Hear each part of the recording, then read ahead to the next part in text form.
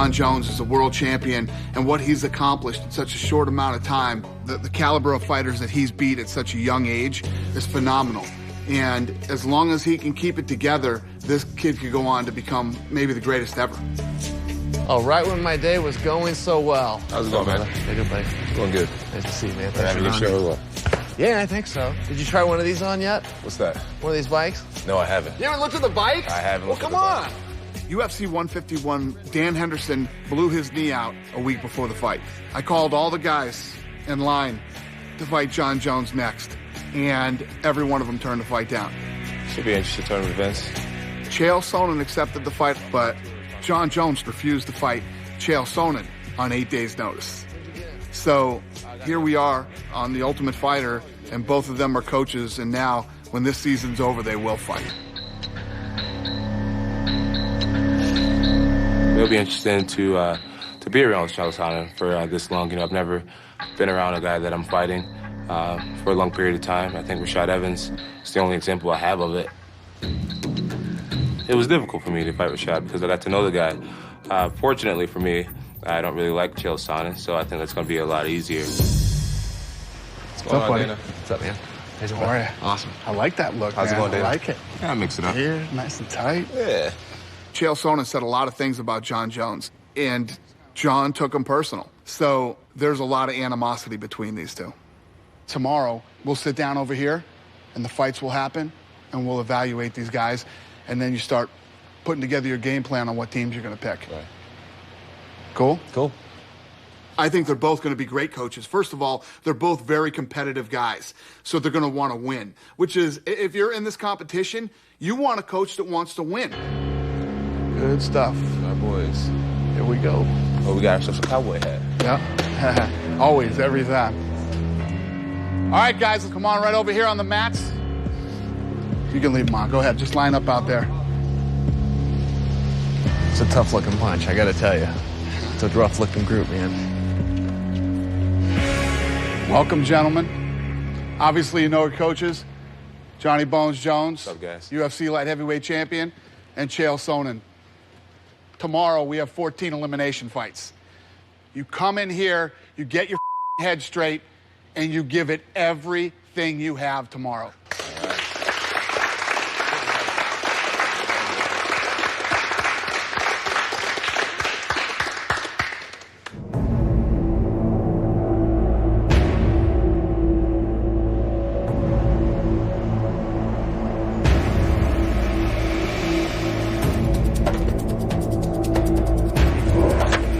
That's good. All right, guys, it's about to be showtime, man. It's time to dial in.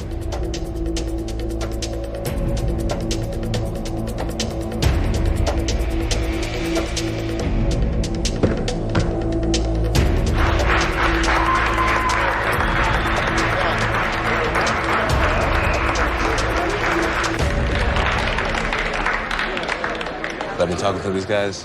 Some of these guys are so afraid, and others, you know. Some of the athletes? Some of these guys are just shaking. You can just, They're all terrified. They're just not admitting it. Do it.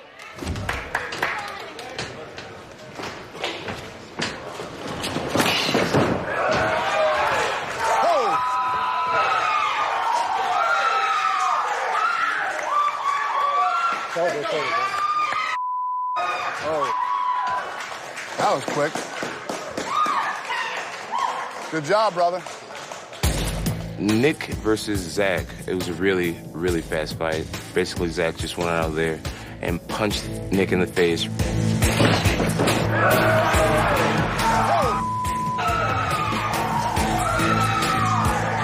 Anytime you throw a kick, you gotta make sure your hands come up. If the kick lands, you'll keep your opponent at range, but if it misses, you're gonna fall right in front of him. And there Zach was waiting with a big right hand. Might have been one of the fastest knockouts in tough history. I don't know. One punch, one KO. Pretty nice. Winner by TKO, Zach Cummings. This guy's all over the place. He doesn't know if he wants to look good for the cameras. He don't know if he wants to Oh, yeah, look at shadow boxing for the camera. Ready. Dude. Yeah, you got that camera too. Got camera one, camera two. There's a photographer over there. Let me go over here.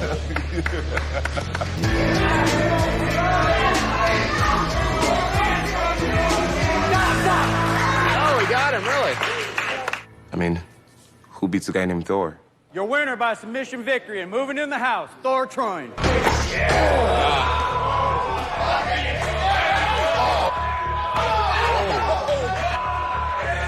Oh, man, what a body shot that kid just ate. Wake him up. Clint, known as a boxer, but what he did, he scored a couple of takedowns, and then most importantly, when he got on the ground, he dominated. For a pro boxer, this guy's got some skills on top. Yeah, decent. He knows when to break him down, knows how to arch his hips. Veteran move. Hey, Clint, get relaxed here. Relax. You got lots of time. Relax. You're in control. Definitely looking at Clint as somebody I think I want on my team. He has good energy. I like the guy's attitude. I like the ground game that he displayed today. I think that initial fight kind of catapulted Hester up into like being a top pick. Hey, Clint! Excellent performance. Clint! A little bit of everything. Boom. Repeat it. John, do you got a preference in this fight? Are you neutral here? Is there a guy you're cheering for? I think I'll take the guy out. Top guy out there. Chael doesn't want him. Chael, you don't want that guy, do you? It was a good performance, man. No way around that. By decision, advancing into the house, Clint Hester. Woo! Here we go, baby. Got my guy Bubba Daniels here. Greg Jackson guy. Man, he just has two different sides, two different extremes, man. Sometimes he's tough as nails and he's the toughest workout partner I have, and other days he just doesn't fight, you know, so it's gonna be tough to see. Yeah, you should pick this guy, John. That's your team. If that's your teammate, you need to pick him. Yeah, John, your guy here, man. He's setting the world on fire. Yeah, he could definitely win the show. Yeah, he's solid. Definitely. Sorry to see that you're going to pick him first and all, but I understand. I get it. So. No, not necessarily. No, I understand. This is your guy. Not necessarily. You gotta grab him first. He's fair game. He's fair game. Fight back! I'm gonna stop it! Fight back!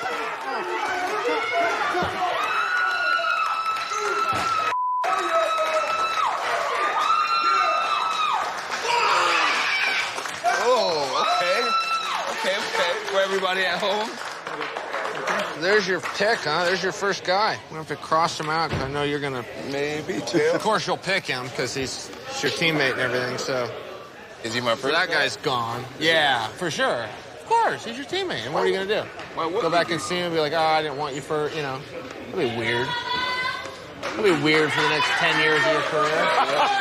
So, I'll take that one right off the board. That'd be weird for the next 10 years of training together. You got it ready?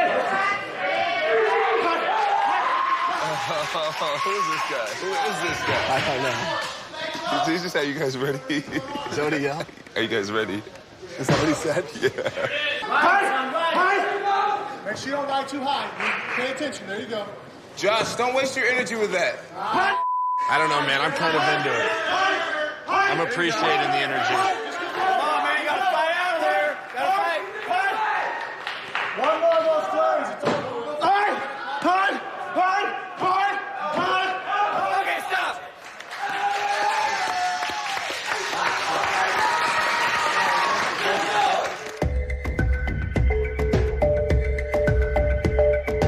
Josh Simon and Leo Bercier. Josh takes him down and mounts him, then yells to everybody, "Are you ready?" And then starts hitting him with two hands at the same time. You're coming in, you want to get noticed, but do it with something that's impressive. The double-fisted, goofy shots that he was throwing, I mean, that's not the way to do it. Josh, don't waste your energy with that. Put some leverage into your punches and finish the fight. And he actually listened to him and finished the fight.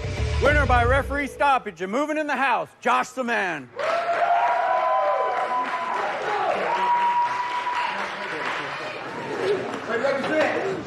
Hey, good fight, buddy.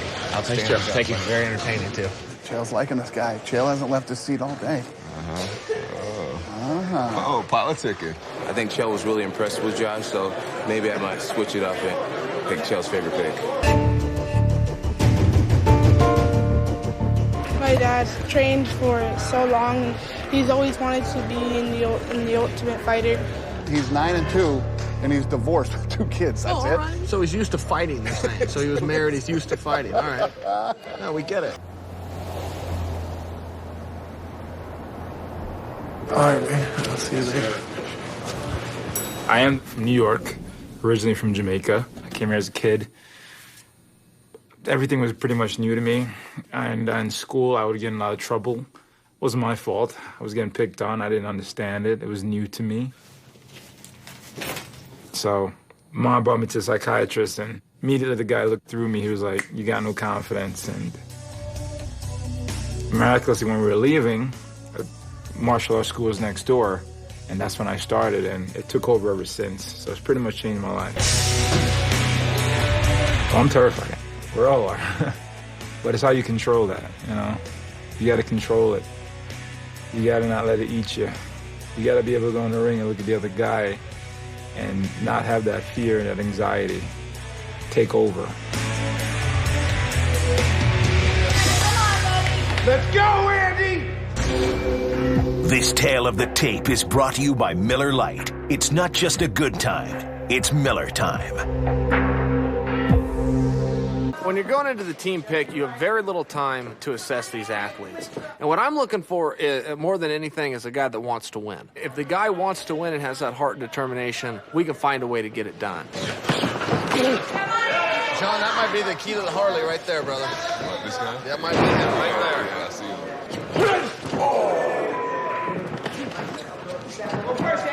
This dude is athletic. Nice uppercut. That was nice.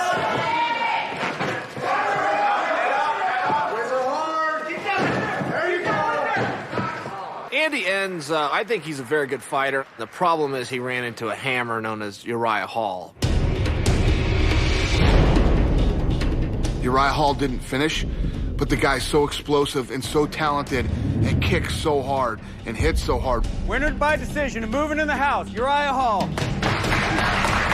We all, I think, me and the 2 coaches, walked away from that fight thinking this is the guy to beat. We had a great day of fights. There's incredible talent here. Now it's time to pick teams. We've got 14 winners. We've got to divide them up. This guy has a big cut over his eye, which decreases his value big time. This kid was well-rounded, but He never got tired. He fought dirty and close, so he could actually be thrown in there against a great striker. All right. I get it.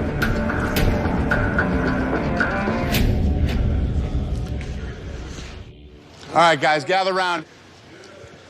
I want to let you guys know that we'll be bringing back the wild card this year. Whoever loses will decide, me and the coaches, which 2 guys get to come back. So the point of that is, we want to see guys who fight, man. I got Luke. Luke? I wasn't really impressed with my performance. I didn't feel like I fought well. I've never been picked first for anything in my life. When I was picked first, I was like, this is pretty cool. My first pick was Luke Barnett based on one simple thing, and that was conditioning. I felt he pushed harder, pushed the pace more than anybody else. All right, John, who's your first pick? All right. We got Clint Hester. He was big. He looked very athletic. And I was just impressed. I was impressed with his takedown, his ground and pound, and I thought he'd make a great first pick. Gentlemen, welcome to the Ultimate Fighter. Yeah, great job today. Awesome job today, man. All right, let's roll. We don't need these turkeys.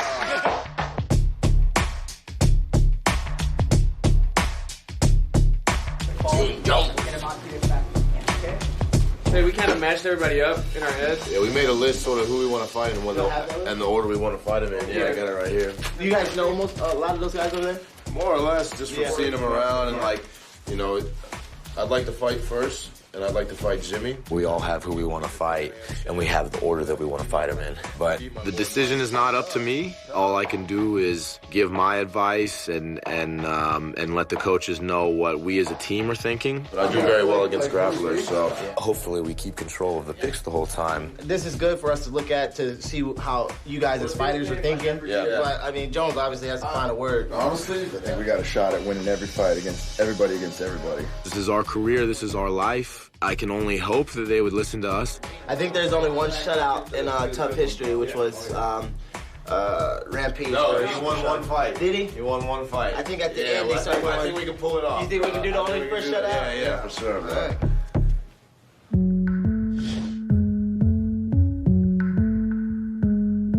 All right, guys, so obviously, Chael, you got the first pick of fighter. We got the first pick of the fight we want. And we're going to go with Gilbert Smith versus Luke B. Big Luke. The team came to me with a list, and the fighters had decided who they wanted to fight. And Josh had the first fight, and Gilbert was the fourth fight. But I saw that Gilbert wants to fight Chael's #1 pick. I thought it would be a huge morale boost for our team if we can get in there and take Luke out in the very first fight. I really, really like Gilbert, but I don't think he's ready. I really wanted to fight first, and I think that was a decision that was made in haste. Whoever wins the fight keeps control of the pick, and you know, we talk about having a clean sweep and beating all their guys 7-0, and we can't do that if we don't win the first fight. I fought tall guys my whole career, you know, being that I'm only 5'9" in the 185 division. So I think it's a good opportunity for me to set the tone for my team. Be ready to go, guys. We'll do our part.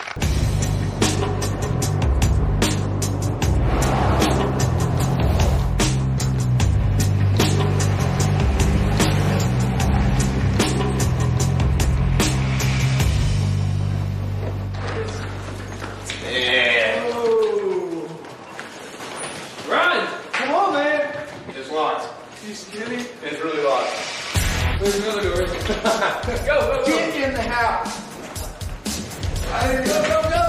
All 4 minutes. Go, go.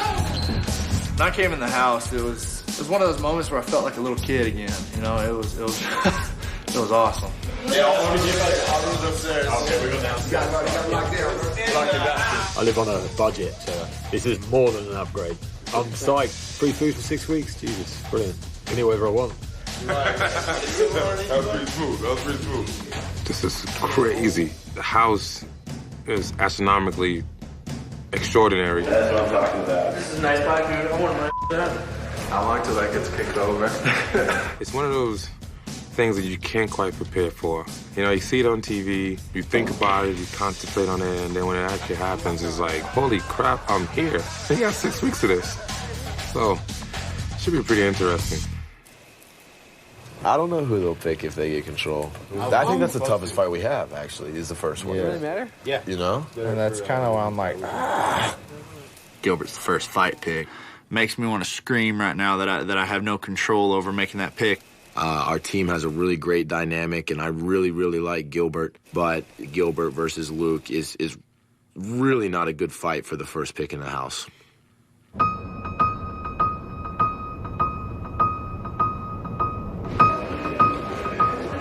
Perfect practices get peak performances.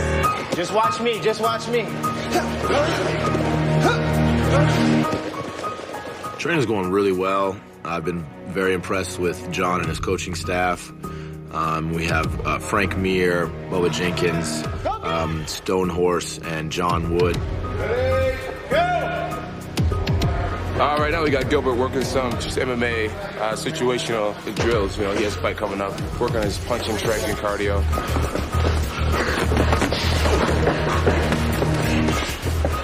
Gil versus Luke. It's not a fight that any of us are very comfortable with the more that we start to spend time with Gilbert.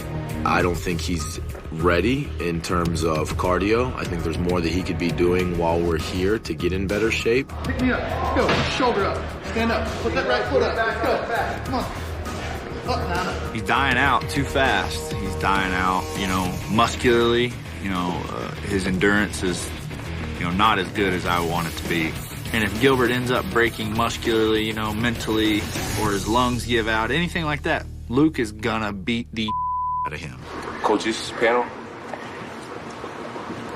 I'm concerned. I'm definitely concerned. I mean, where the areas where I thought we were going to be really dominant in that fight are now the areas where I'm like, I don't think he's got enough conditioning to get to where he wants to be. With the current matchup with Gilbert, it's hard to tell if it's nerves, if it's cardio, if it's there's a lot of different scenarios, but a couple little technical things that we were kind of, you know, with the matchup stylistically after today's practice that we might be, you know, a little dangerous for us. I have one question. Yes, sir. Why did John Jones pick me to fight Luke first? Because you wanted it. Well, besides the fact that I wanted it. Because my next statement is, for whatever reason why he picked me, I want him to go back to that reason. And I want everybody to go back to that reason why he picked me. From all my coaches, I have yet to hear anything positive. Like, you got it, you impressed me, you did anything. And like, I feel like I'm... They said it tonight. Yeah. I mean, but you gotta realize your coaches don't know you. They've been with you for how many days? Yeah, well, I tell you what, man, it's not very motivating. It's actually pissing me off.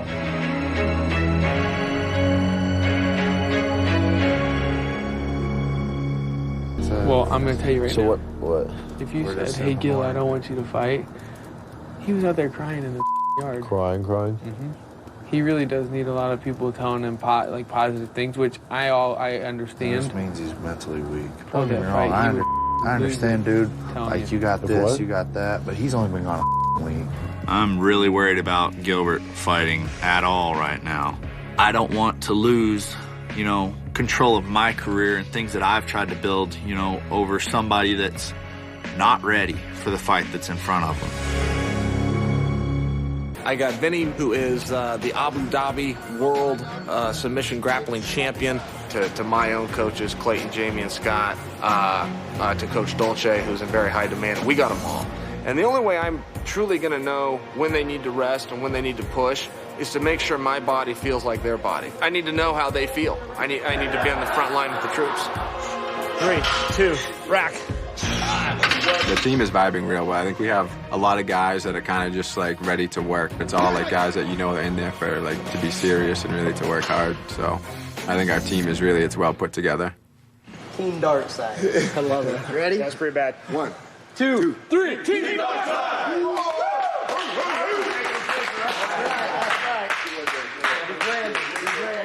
Here's what's real. Yeah. Gilbert crying and all kind of crap, man. Like, he's an emotional wreck right now. No joke. Okay. Well, today we got to the gym and took it upon myself to scurry into Coach Frank whenever he was in the room by himself while Josh walked Gilbert off to check his weight and let it be known that I ain't happy with this fight pick, and I believe that it's detrimental to us all as a team, and even me, you know, being, I guess, a little bit of a prima donna. I'm worried about me. I think. Yeah, as I say, dude, no joke. Talk to him, but like mentally, I don't think. This is the way I feel about it. This is my career, and I'm thinking we're gonna lose control, and it's gonna me out of having my pick and everything else. I want my pick first round. I want everybody else to have their pick first round. And if he it off right off the bat, what are we supposed to do? I hear you guys. Don't worry about talking more. We'll talk about it. Cool. Before John got there, the team had collectively decided to tell Gilbert he's not ready. And at this point, has kind of frustrated myself and the rest of the team in terms of being somewhat of a loose cannon or mentally shaky, as Clint put it. Bubba, how did you feel about Gilbert's conditioning? I was worried about it right off the bat. Like once we started like doing the live stuff and anything that took anything, like it was too fast. Just from talking to certain people, I'm not surprised about this. What do you mean? All right, listen. I'm not the one calling the shots. I'm gonna fight whoever to put in front of me. It's all good. You can feel any way you want, but we're doing what's best for everyone. Gilbert, how would you have rather us played it out? We've been saying little things here and there. How conditioning here, yada yada. Okay. This and that, and then every time you get every conditioning round or workout we did, I've been right on the mark. I'm not gonna kill myself or show too much doing the right. It's different between training and fighting. What happened today was an epitome of an ambush. It's like If that wasn't an ambush, then please somebody describe what an ambush is. And I don't really care what the reason is. I don't want to talk about this more. I feel like that I'm going to burn up energy just freaking thinking about the situation, not thinking about the fight. Like I always say, I want to fight with a free heart. I think there are a couple guys, they legitimately going to say, I like you, but I'm going to punch you in the face. And then you got other guys that's like beat around the bush, talk behind closed doors, and do whatever, but can't do nothing about that. Which is great. Hey, listen. Ultimately, at the end of the day, man, you're not here for any other fighter. You're not here for anything, right? But to become the ultimate fighter, right? I believe in you, and that's why I stuck with you. And as long as I believe in you, you got nothing to worry about, my friend. All right? I appreciate that. All right, so let's have fun. Remember to have fun. Remember why you're here. Controversy is nothing. It's nothing. It means nothing. It holds zero weight. You're here for a goal. Let's accomplish the goal, right? Get it done. What's the game plan? What's your game plan for me? Okay, you're gonna take your shirt off. No. Then you're gonna do this. Then you're gonna get yourself a turkey sandwich. Initials, signature, and date on the bottom. Day? It's like the 4th. All right, guys, let's do this. Let's get Gilbert.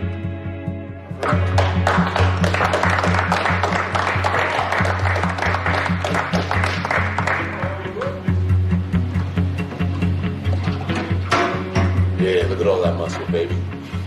Yeah. 185.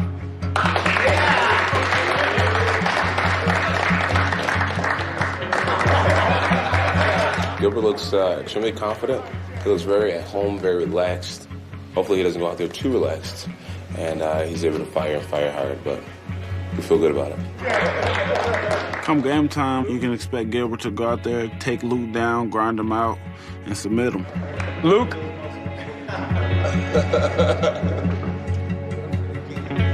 The main thing that I like about Luke is his level of fitness and his energy. That's really the most intimidating weapon you can bring into a fight is that big heart and that conditioning. So from what I'm hearing is that John Jones's team wasn't too crazy about this matchup, which isn't a shocker. Gilbert Smith is one of the shortest, smallest guys here. I don't know why John would pick a guy with such a height and reach disadvantage to go in against a guy like Luke Barnett. Come on, let him go right now.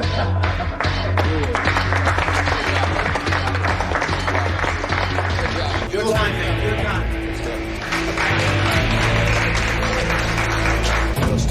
Get it.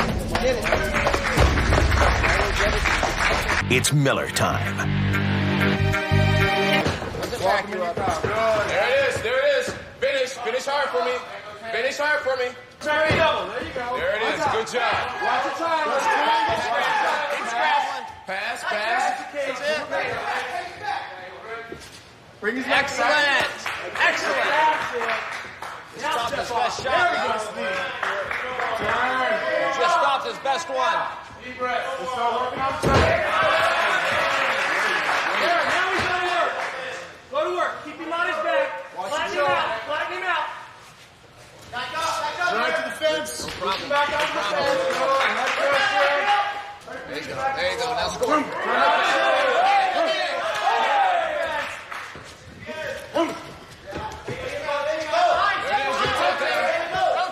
Rotate him. There you are. Now score. Push him out.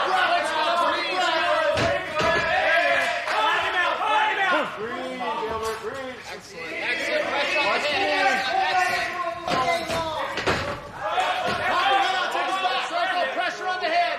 Pressure on the head. Pressure on his head. Score now. Here's your opportunity. He's fighting. Score. Score. Just don't forget it, Luke. Let that leg go. There's too much screaming going on. He can't understand anybody, so let's just...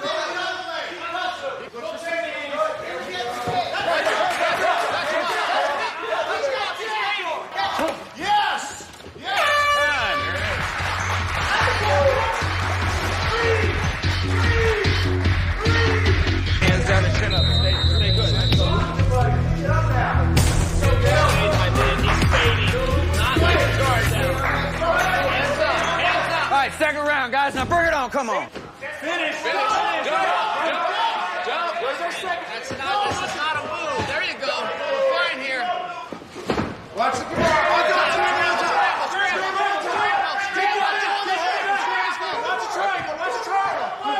Watch the triangle. There you go. Watch it against the cage. There you go. Now let it work. Let's just get up. Breathe, girl. He's not doing it, but hold it. Let's take that best out. Excellent. Get out of that way.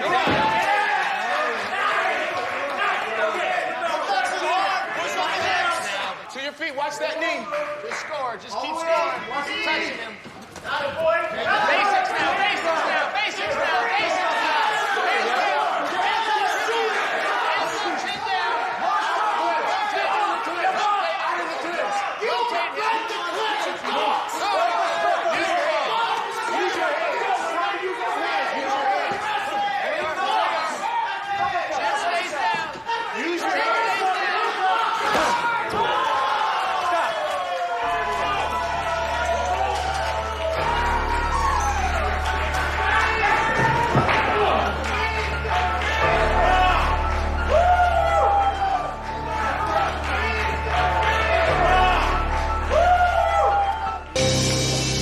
Your winner by TKO and moving on, Luke Barnett. Bring it on. Round one, I just remember Gilbert going out there and waiting. You know, he let Luke really dictate the pace of the fight. He allowed Luke to fight at his range, using those long arms to keep Gilbert at bay. Round two was a lot like round one. Smith keeps wrestling around and doing what he's doing and eventually gets blasted with a flying knee. That was as much of a knockout as you will ever see. He was out.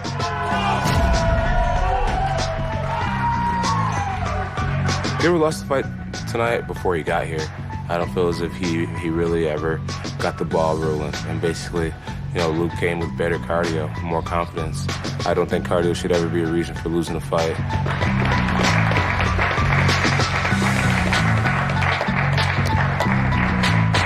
I'm not going to make a big deal about it. Everyone knows that I told them so. I hate losing. I absolutely hate losing. We're trying to set a standard of excellence amongst this season. Right? Our goal was to be the first team to wipe out everyone. That goal is gone now. Right? So I want you to really think about it that way. You know, tonight is not a celebration. It's not anything to be cool about. You know, one of our guys lost. Is this going to happen to us again? I don't know. I really hope not. So I want you guys to be pissed off for greatness, pissed off for success, pissed off that my teammate lost, pissed off that they think that they're going to beat me, pissed off that I might be the next guy to get chosen. All right, Chael, you win. You are in control now. Pick the next fight. All right, first off, with a 7-2 record, out of Queens, New York, Uriah Hall. Yeah. He will be taking on, with a 4-0 record, out of St. Louis, Missouri, Mr. Adam Sella. Give him a hand. So Chael picks Hall versus Sella, which is an interesting fight because we all agreed that Hall was the toughest guy here. I know Uriah's a bad dude. I think he might have a little chip on his shoulder about me. I think he looks at me almost as like a punk kid. Maybe I just kind of get on his nerves a little bit. Oh, look at this guy. You know, he's small. You know what? This should be nothing. But at the same time, you know, that one little slip up could cost you. Well, to be honest with you, I think it's going to be a really tough fight for us. You know, Uriah Hall is, in my opinion, one of the best guys in the program this year. You know, Adam is a guy who's an underdog. I need to build up Adam's confidence and hope for the best. Good luck, gentlemen.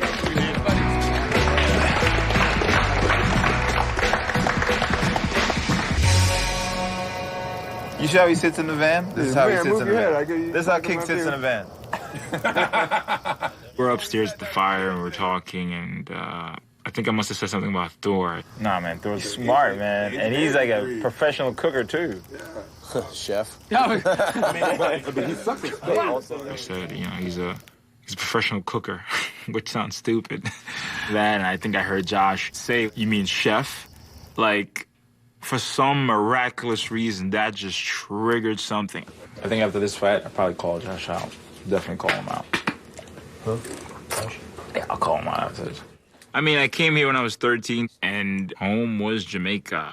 So for me, coming in, like, not knowing what the hell is going on, it was just like, who the hell are you, you know? And I was made fun of, called names and all that stuff. Like, anything I would say was, like, funny, and I'm like, what? And it was some horrible times. You better be terrified when that cage lock. I'm not planning on letting that fight go a distance. And if it does, it's gonna be a hell of a beating, I'm telling you now. Kind of scaring me. I don't want to.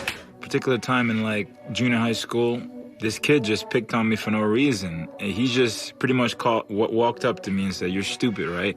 And he smacked the daylights out of me. He slapped me so hard, I really saw light. And on top of that, you know, there were a lot of kids on the bus. Just gotta squeeze this orange. And I just remember that feeling of feeling helpless. And I'm like, I hate this feeling. And there was just nothing to do about it. Kids are brutal, man. And even, you know, when you get to adulthood, you still get that little bullying. For me, that was like the mark, because I wasn't used to it. And then it was like in a degrading way, and then some people are gonna laugh at you like, oh, come on, it's tough love. That's not tough love. That's tough love? I just got so mad because of what Josh said, and I know I should be cool, calm, and collected, especially for a fight like this. When I snap, I lose myself. Try not to lose myself. But I couldn't help myself, you know?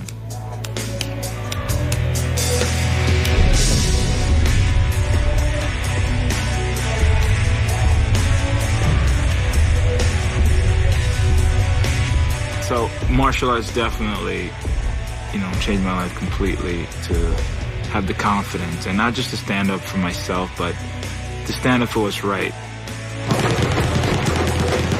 Because you're always given a choice from wrong and right, and, you know, it gave me the confidence to try to do the right thing most of the time because we're human beings. But I don't think if martial arts was in my life, I probably wouldn't be here. For Uriah, it's no secret. Uriah is the best athlete here. He outworks everybody, and he's just got more talent than everybody. Now, he can work against himself. He can become his own worst enemy. Okay, guys, partner up. Let's get one pair in the cage, the rest out here on the floor.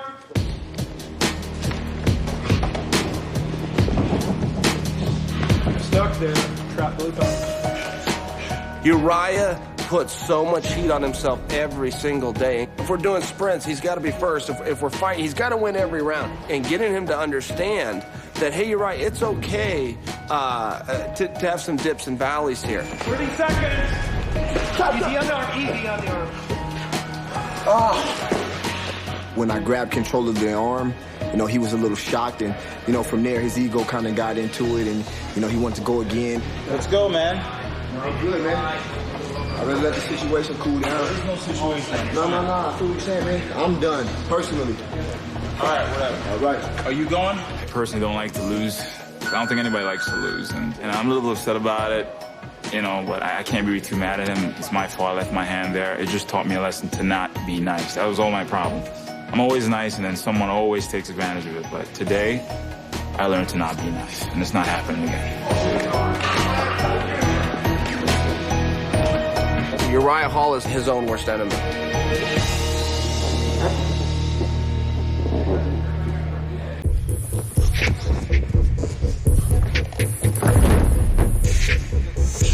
And then if it goes to the ground, we just adjust and we'll go ahead and go from there. And, you know, once I get something, I'm not going to let it go. I know how to finish fights.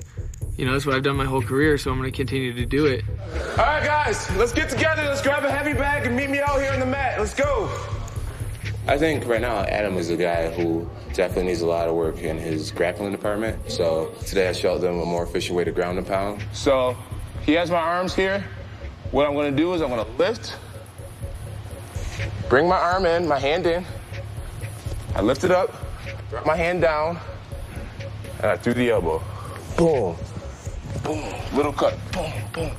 I know what a human skull feels like the back of my hand, because I've elbowed so many people in the face and no one's getting it. I'd rather you make it count than to be extremely active. Boom. All right, so now I want you guys to practice down here nice and low. Boom. Elbows suck. Elbows stop the fight. When people get elbowed in the face and they haven't seen their own blood before, Half the battle's won already right there. For you guys who are fighting kickboxers that may be a little bit better at kickboxing, you get this guy on the ground, open him up. You'd be surprised how many fighters hasn't seen their own blood. There we go. Now you're breaking skulls. Now you boys are cracking faces. Now you're making them bleed. Turn it up. Pick your shots, heavy shots. You do not break when you're winning. You don't break when you're losing. Let's go. Finish this fight. Let's go. Adam is a guy who's a little bit of an underdog. I think half the guys in the house are a little bit intimidated of Uriah Hall. Baby, make him suffer. Time. That's what I'm talking about, baby. Guys, do me a favor. Pick up your heavy bag and let's carry it around this room 20 times, 20 laps. Heavy bag, pick it up. Let's go. So my job is to really humanize Uriah. There you go, Dylan. You ain't gonna find your happy place, because this is your happy place. Finish hard. Let's go. Come on, Adam. Finish hard for me. Suffer for me. Show me you know how to suffer. Let's go. Chop it up, baby. Chop it up. Show me you know how to suffer. There you go. Now you're embracing it. Let my fighters know that Uriah is just another fighter just like them, and that anyone can be defeated. So we need to build up Adam's confidence and hope for the best. Yeah, look at that posture. He's fired up for greatness. Fired up for greatness. That's the way I want it to be. I want you guys to be pissed off for greatness, baby. Enjoying this feeling, enjoying the suffering. That's what I'm talking about. Great posture. Don't feel sorry for yourselves ever. It's a cold world, no mercy. Got to go out and get what you want. All right? Team on 3. 1, 2, 3. That's one thing that we don't do on this team. We're not defensive fighters. We're focused purely on our offense. When we're going forward, they're going backwards. When we're throwing strikes, they're covering up. Offense, offense, offense. And so we can get the opponent out of his game, get him to start buying into, oh no, I need to watch out for this and I need to have a game plan. And some of these things that just are really unnecessary in this sport but that are commonly believed, what that does is it shuts down his attacks, opens ours up. Good fighters find openings, great fighters create openings. I want this more. I want this so bad because a lot of these guys, they come out here and like, well, if this doesn't work out, I got this. Me, I got so much to gain, and I don't think I have anything to lose. I really don't. But sometimes you lose that confidence, and when you lose it, it's like a little drop of poison, man. You let that one little doubt go in your head, and it just affects everything else. We're done, man. You know, I wanted to ask you a personal question. I have a constant struggle battling myself. That's what I was surprised I think at one point in my career, I just lost a lot of confidence. And, you know, I have people saying, oh, man, yeah, you're this, you're that. It's different when they see it, but if you don't see it for yourself, I don't think it's worth nothing. Yeah, I could finish every sentence that you were about to say. Here's the biggest thing that happened to me is I had lost, X amount of fights by submission in the second round, right around 7 minutes of the fight, dominating up till then. I go, this just isn't physical. I got a mental problem, and I'm finding out where it's happening. So I treated it like an alcoholic, where, the first thing I had to do was admit I got a problem and ask for help. And I went in and saw a guy, a sports psychology guy. One of the huge things that I realized that everybody's going through it. I used to think there was something wrong with me. I used to be really embarrassed about it. And, I talked to Randy Couture about it. And Randy said that the one thing that he learned is that he could never defeat it. He could never defeat the second guessing or the negative voice in his head. And that he just learned, I just got to learn to compete with it. I can't kill this off. I got to compete with it. When doubt seeps in, you got two roads. You can take either road. You can go to the left or you can go to the right. And believe me, they'll tell you failure is not an option. That is ridiculous. Failure is always an option. Failure is the most readily available option at all times, but it's a choice. You can choose to fail, you can choose to succeed. And if we can plant seeds and let him know, move your feet, keep your hands up, stay off the bottom, that is the road to victory. Or self-doubt and negative talk, and that is the road to failure. But failure is always there, and it's okay to recognize that. I mean, if I can leave you with anything today in my own journey through this, it's, one, it's okay, and two, it's normal. And as athletes, and especially as men, as male athletes, hate to admit weakness, even to ourselves. And when you're dealing with something, you get some kind of a hiccup, first thing, acknowledge it, like you just did.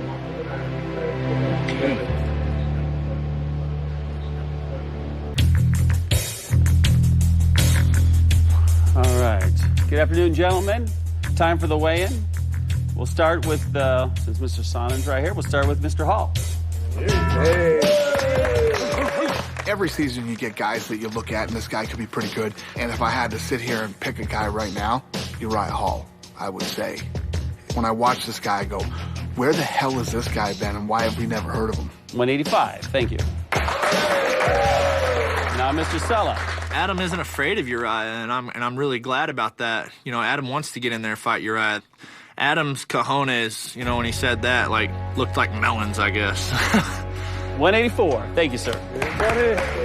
Uriah is obviously the more athletic of the two, but I think that this is going to be a fight where both guys are going to be pretty banged up. They're both super good strikers, so, I mean, it's going to be a crazy fight.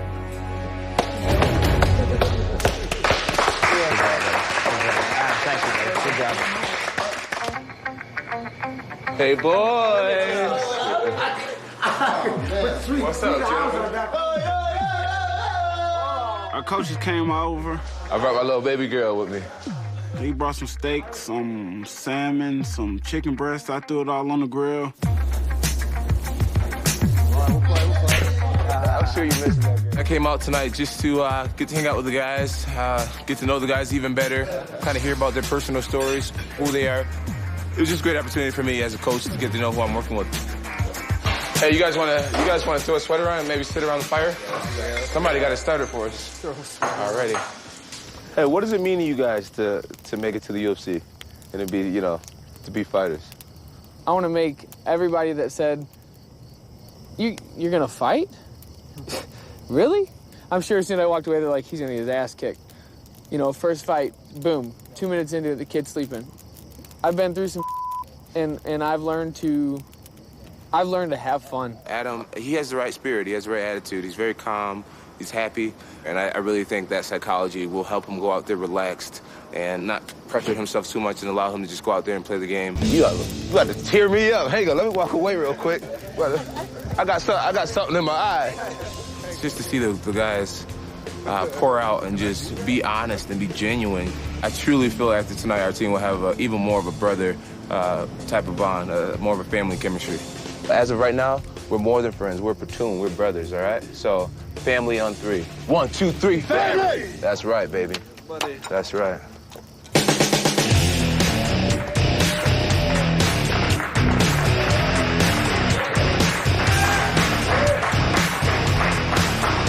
When I walk out, I'll be thinking nothing. It's not just a good time, it's Miller time. Circle to your right, Adam. Watch the clinch. Good job, Adam. Good job. Keep scoring, Uriah. Keep scoring. Those are hurting. Keep scoring, pal. Keep scoring. Yes. Hands up. Circle to your right. There you go. Pass. Keep your hand out, coach. Good job. Get the jab working. Good job, Adam.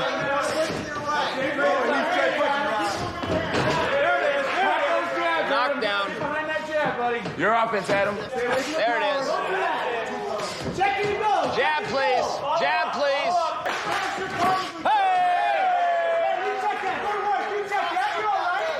Give me a level change, Adam. Hands up. Keep it working. Don't stand in front. You cannot stand in front, Adam. Second knockdown. There you go. Hands up. Stay in space, Adam. Stay in space. I want you to double up. Move it. Out of that clinch. Keep a hold of him. Out of that clinch. Keep wearing him out. Keep wearing him out. Keep wearing him out. Keep wearing him out. Back to the jab. Stay in space, Adam. Better, boy. Good. Double up. Nice.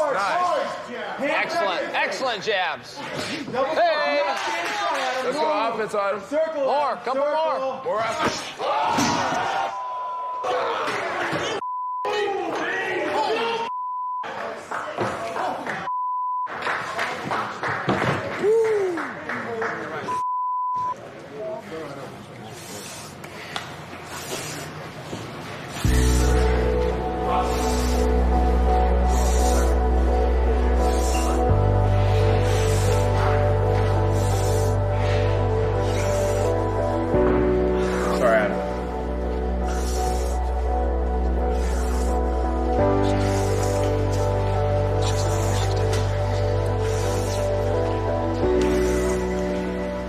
got any weird numbness or anything? No, I have no idea what happened. Yeah, so still for me. He got knocked down. It's not remember anything. Ready?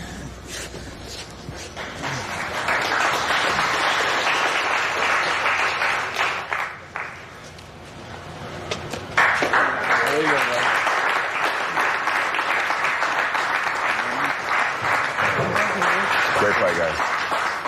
Great fight. Your winner by knockout, moving on, Uriah Hall.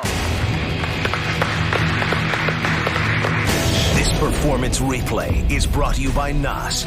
Drink NOS with Complex 6 for enhanced mental focus and high-performance energy. Adam came out there really confident. I think he really believed that he would win the fight. I thought he was doing really well despite the size advantage or, Uriah's fancy style. I was impressed with Sella. Sella went right after him. He was striking with him, but Uriah has vicious knees. Stand-up is good. His kicks are unbelievable. And he has this way that he moves his body that you can't tell what he's going to do. Is he going to kick? Is he going to punch? The 10-second hammer comes down. And when Adam finally stood still, Uriah saw an opportunity, and he spun and kicked him.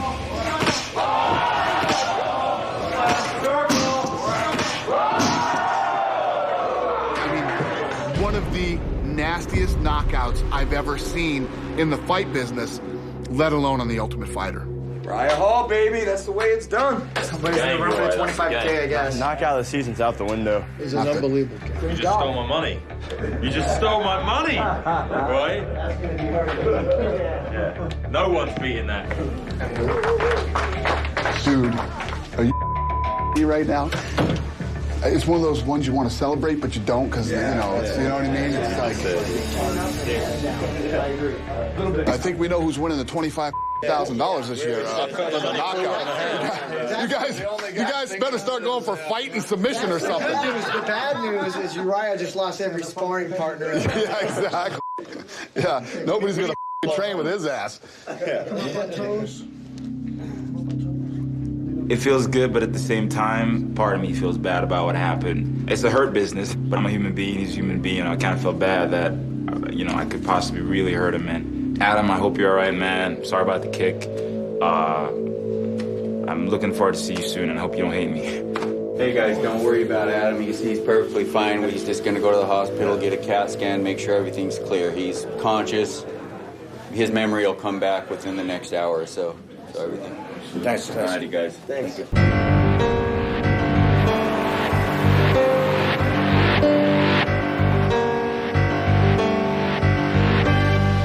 Round 2.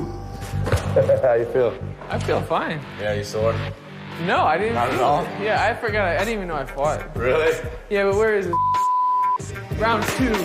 I did just get knocked out, and it was a pretty gnarly knockout. I mean, call it what it is. When I got home, I was trying to find Uriah to congratulate him and, just to ask him why he kicked me so hard. Sure. Hey, you naked? Yeah, what's up? Why you hit me in the face like that? What's up, man? I'm coming in there. Hey! No, I'm cool. Yeah, apparently it was just a really good kick. Sorry, man. Don't be sorry. You did what you're supposed to. I think I gave you $25,000 though. All right, hey. Split it with him. It's nothing compared to health, all right? Yeah. No, I'm healthy. Everything's fine. That's good, man. I'm glad you're all right, bro. Yeah. I was wishing you had like a swelled up eye or something. It's the hurt business, and you got to be ready to handle that. But I guess when I hit him, I didn't know I hit him that hard. And I was just pretty shooken up about the whole thing afterwards. But, he came in, was messing around as usual, so he seems to be in pretty good spirits. Listen, man, with somebody bringing up my name. Yo, it's the king. What you got to bring? You don't rap, you actually sing. You talk, dude. Take your food. I've always been interested in music, and over time, I started getting very skilled at the art of freestyling. Yo, you don't want no more, knock you on the floor. What they call me, Jagator is on.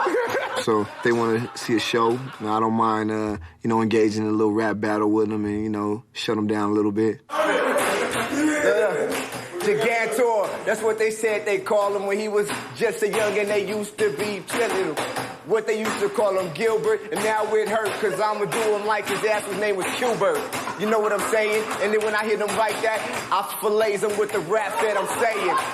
And now he over there dancing like he gayin'. But I ain't just tripping, I'm just saying. Rap battle was intense. Almost jumped in, but I didn't want to show the real urbanness of what I bring to the table. Okay. Okay. I told y'all about with dreads, cause I will lay it right on your head, and you can run and call the whole fed, cause get the whole team, but my team is right, you know.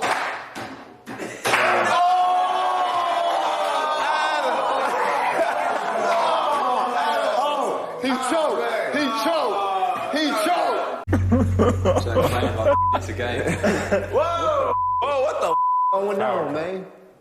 So the power went off in the middle of the night. So a couple of my teammates thought it was a good idea to pull a little prank on Team Jones.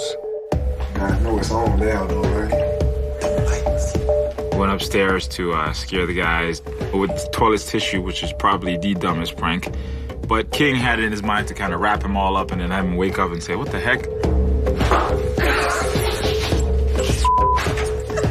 Back in your bed. And then we all ran like little girls down the stairs, and Uriah tripped, and I tripped and fell on top of him, and the prank was just horrible. It didn't go very well at all. Whose idea was to throw though? We're supposed to layer the room. Whose idea was it to throw it at my head? I saw somebody throw it.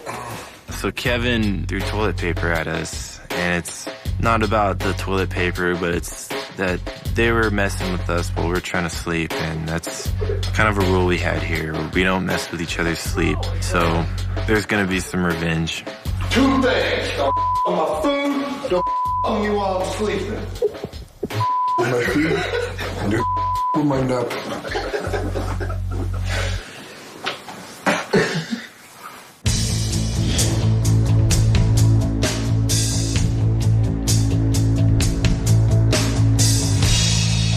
All right. Congrats, Team Jones, on your first win. Thank you, sir. You have the hammer. You are in control. Pick the next fight. All right, for the next fight, I would like Mr. Bubba.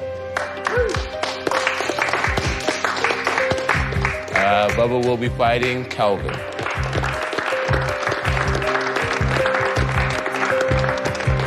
We called out Calvin because I think he's one of their weakest links. Calvin definitely has the better wrestling, but, wrestling really doesn't win fights. Bubba has superior grappling, and between our ground and pound, our guard passes, and our submissions, we're just really confident everywhere in this fight.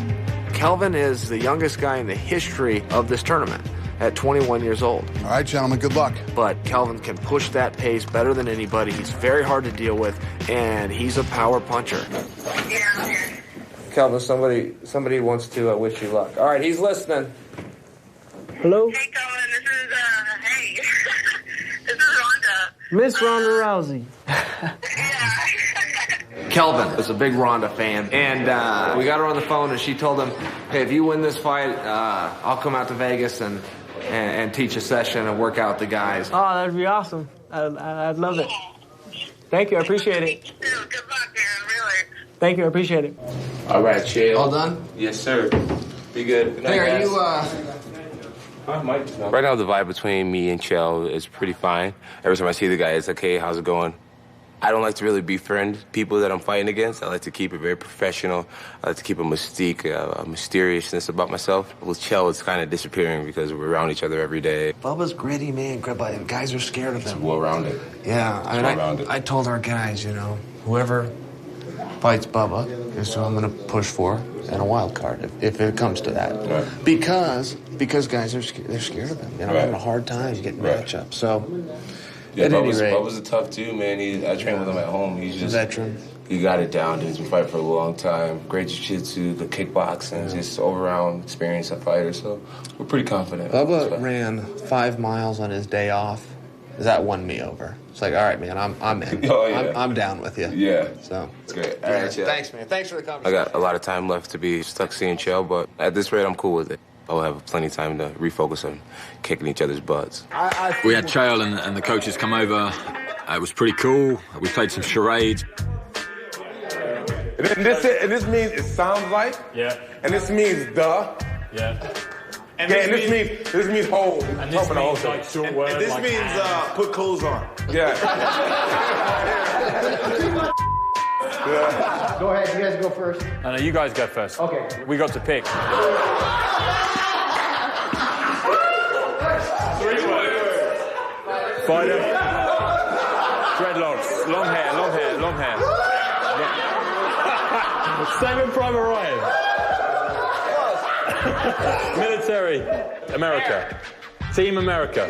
Landing in America. Coming to America! Coming to America! Points! Yes! I got it. That was hard. Good job. We had some fun with the charades. Man, I laughed so hard. Like what sort of thing is it? Fighter. It's easy. Just do it. Come on, you know the way to do this. Come on, you know the way to do this.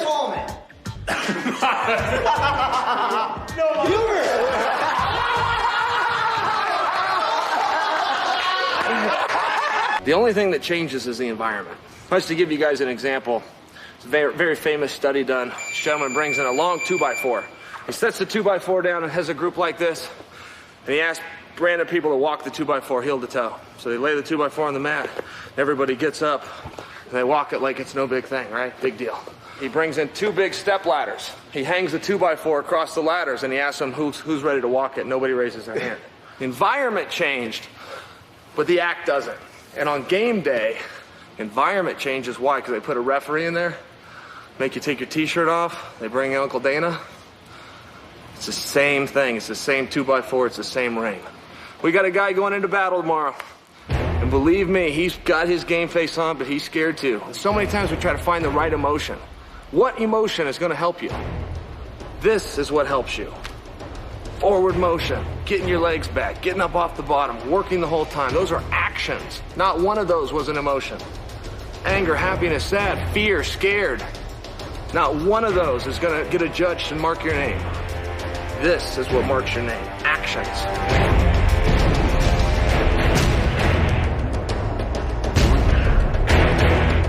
You know, you gotta work hard, and I just have tunnel vision, and it builds up like a fire inside of me. I just let it all go in the cage. This team is coached by the reflection of perfection. We're demanding all of your attention. And John Jones, I want to know what you're gonna do when you know who. How you gonna deal with the team of steel, and how will you react when I put my boys on the attack? If you go by yourself, yes, sir. You say you might be too short to take Yeah, I think I might just pass it on to Clint for Saturday, and I'll fight Tuesday. Oh, so you don't want the next fight? I was going to practice today and see how I felt. Originally, I wanted to fight first or second early in the tournament, but I have a few injuries going on right now. My finger's pretty swollen up. My knee is kind of banged up. Rib and neck, actually, the whole left side of my body is actually kind of hurting me right now. Ideally, you know, originally I wanted to fight first, and I've been pushing to fight every single time you had a fight pick. But I think it'd be best to wait till Tuesday at this point. I got a few things going on. It's kind of weird. It's everything on the whole left side of my body is kind of falling apart. This is my left knee swollen, my left bicep is strained, and then my neck right here is kind of hurting me. So, I mean, if Bubba were to lose and they got the pick and they picked me for Saturday, then, you know, obviously I could fight. But, you know, ideally, I'd like to wait till Tuesday. All right. Thanks, man. Thanks, guys. That's all we needed. My relationship with Josh is very similar to my relationship with my head coach. When I'm training with Greg Jackson, you know, and Mike Winklejohn, you know, I tell these guys a lot about how I feel and what I want to do and, you know, when I want to train and if my body can't handle it. And that's what he's doing with us. You know, he's being very verbal, and I think all great relationships are based around good communication. He has really good communication. I think he might have a little too much communication. It's like, I ain't doing it. He's trying to dictate this stuff again. Yeah, man. That's why I was like, I can't sit here. We can't talk about it in front of him. We got to make sure we can get back there as coaches so we don't really offend got to start anybody. exercising what we've been talking about because it's starting to get out of control. That door says Team Jones on it. No one else's. Right. We're starting to let the certain guys dictate too much. We can't have that. It's everybody's competition. Well, the thing is I would understand if it was because he's injured and banged up. That's one thing. You know, we're holding Dylan out because of that. But I don't know if that's it. I think this is something else. Why would we hold him out? This is a strategy. It's a move, yeah. Josh, you know, he's used to being in a position of dictating what he does and when he does it. And we feel as if he's kind of, you know, taking the inch that we've given him and run with it, and it's kind of taken a mile. So we're just talking among the coaches and trying to figure out ways we can really establish that leadership back. This is not only one of the founding members of the Wild Card Gym, where Freddie Roach is, former pro fighter himself, but this is one guy who, when he got up in the loft, did not pull the ladder up behind him. And I called him and told him what I was out doing, and he said, Chael, I want to come talk to these guys. He said, I went through what they went through. I've been up and I've been down. But I stayed after it. I stayed after my dreams, and I want to talk to these guys. I said, Mickey, we would love to have you. No, you said if I don't talk to these guys, you're going to beat my ass. Well, but that's close. That's very close. No, he's kidding. Chael called me and he says, hey, Mickey, it's Chael. Would you know, it would be really cool if you come down and, you know, talk to some of these young kids, you know, because you've been through it. Discipline into my life came very late because of other issues that I had. I mean, we all come from different places, and if you come from a real dark place, you know, you're going to have those things inside of you that can, you know, can bring you down. This is a guy who had a dream and had it dashed and had doors shut on him, and he slipped and he fell and he got back up over and over again. I remember when I was fighting professionally, I had 2 draws on my record, and both the draws were because I was having lady troubles. You know, one bad woman on the right kind of night can ruin anybody's game. Mickey Rourke, you know, people don't give him enough credit for his knowledge that he has. Mickey was a fighter. He probably wasn't the greatest pro boxer, but, you know, he did step in the ring. Give him credit for that. You got to say, how can I be better today than I was yesterday? And that's your only responsibility, is to take your technique, something you couldn't do, and then you work on it and you think about it, because it's what you do in your private time, not when you're with your striking guy, or is what you do in the quiet. He was an interesting guy. Seems like he's had a very hard life and overcome a lot of things to get to where he is. And everyone gets brought down at times, and things, you know, are hard in life. But he proves that you can do anything if you put your mind to it and get it done. You know. That's it. That's my speech.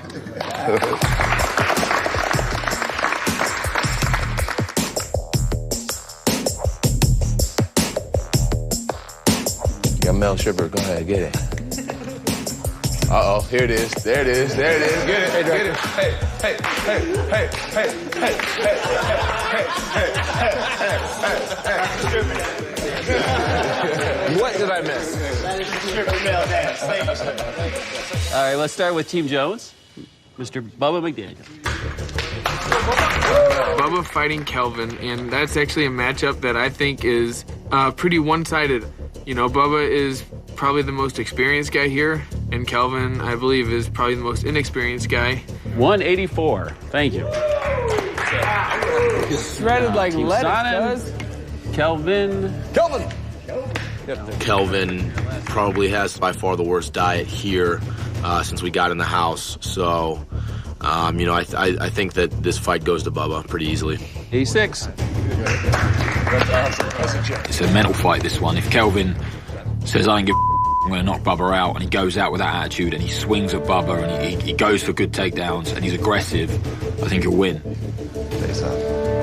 Oh, yeah. Jamie will tell you. Bubba's, he's a vet, and he's seen pretty much everything, had a lot of fights, a lot of wins. I just hope he's not sleeping on Kelvin, because he will surprise you. You look like Bubba.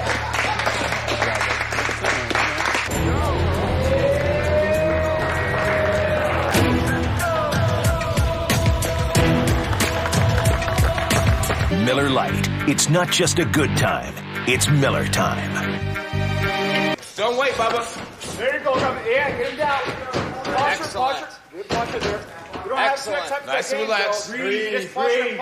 You're fine. Bubba, you're fine. Now you're in the fight, Bubba. Now you're in the Push fight. all the way. There you go, Bubba. Nice. Beautiful. Yes. Hands up. Hands up.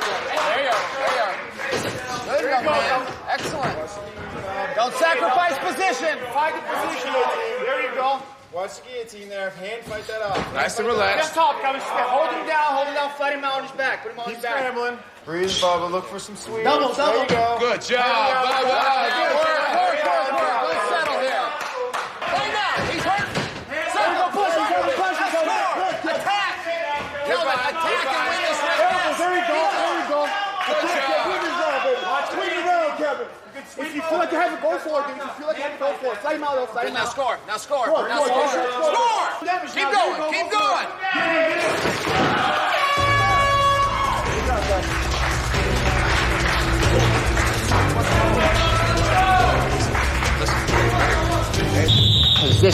Position. Kelvin,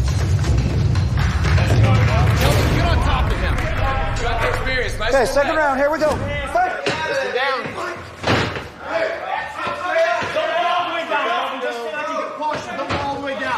Now score, champ. Keep him in the fence. I need some work there, baby. Maintain position. There you go. Kelvin.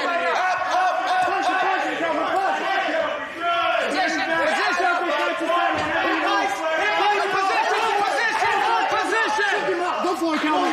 Go. Hold it, Kevin. Hold it. Choke him. Oh, my God.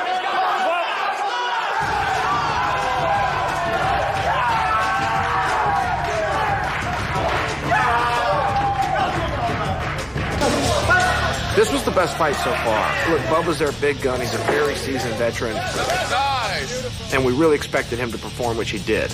Round one was definitely really close. Calvin came out, had great movement, great footwork. That was something we weren't expecting from Kelvin. Good job, Bubba. Good job. There's lots of sweeps. You know, he's on top now, he's on top, he's on top now, he's on top. Just a grueling back and forth match. In round two, Kelvin came out. He threw a big leg kick and it landed. Kelvin drags him down to the ground, except this time he settles his position. This time, instead of working against himself and allowing Bubba to get on top, he maintains control. He slows everything down a little bit, and he goes to work. Ultimately, Kelvin found his back, sunk in a very deep choke, and by now, they're so slippery and they're so sweaty, it's going to be very hard for Bubba to get out.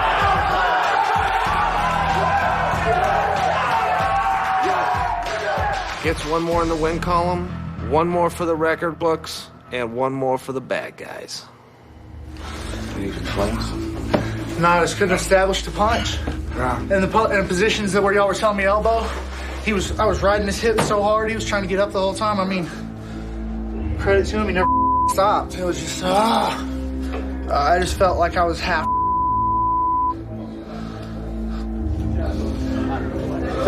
want to cry right now. Do what you gotta do, right?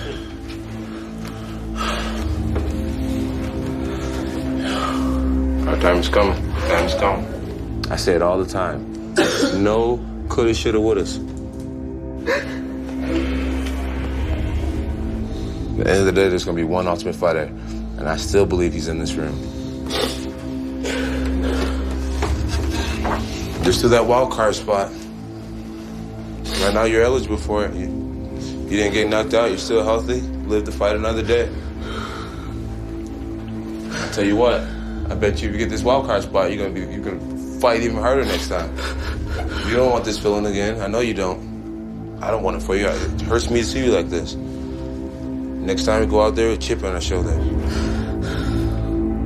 Can't stand it. Knowing I lost again. I can't stand it. I'm a winner for a reason, you know? I win fights. I don't go out there and just get trashed. I don't have anybody even compete as highly as he did with me. I feel like a failure right now. Guys, quiet a second. Just quiet. I think there's someone on the phone for Kelvin. Guys, hold on 1 second. Kelvin, there's somebody that wants to say congratulations to you. Rhonda? Hello. After Kelvin won, Rhonda got back on the phone. She congratulated him, and she promised to make good on her deal, and that she would come out here and coach a session. Thank you, appreciate it.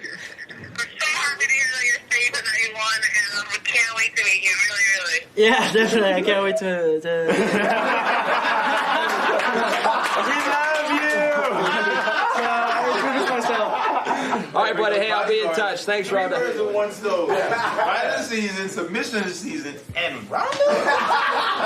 Damn. Man. I'm on top of the world, man. Now you get to do something about it.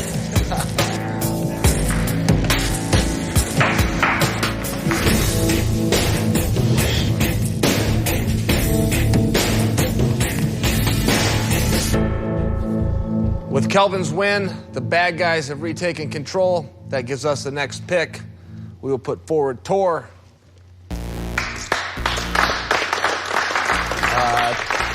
Tor will be taking on Big Josh.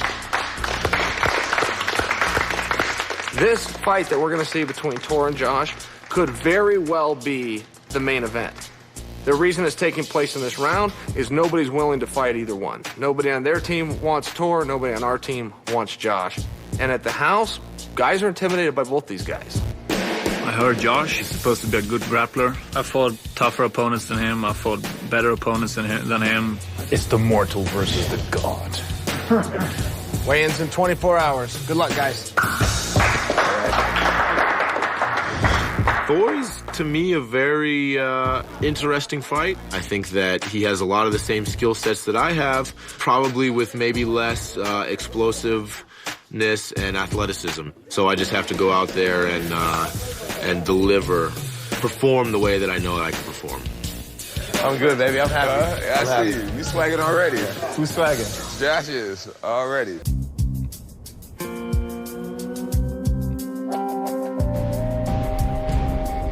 Head movement. Yeah, there you go. Yes. Yeah, that little Mike Tyson peekaboo, side to side, side to side, and then just explode on the jab. Yes, there you go. Good, beautiful.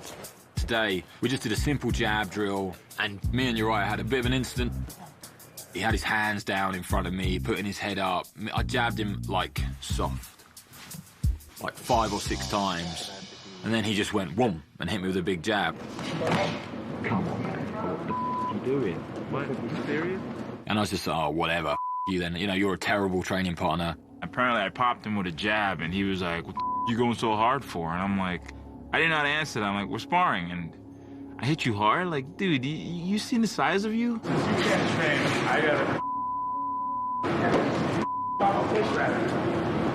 I don't know. I don't know if he brought his head game that day. I was ready to train.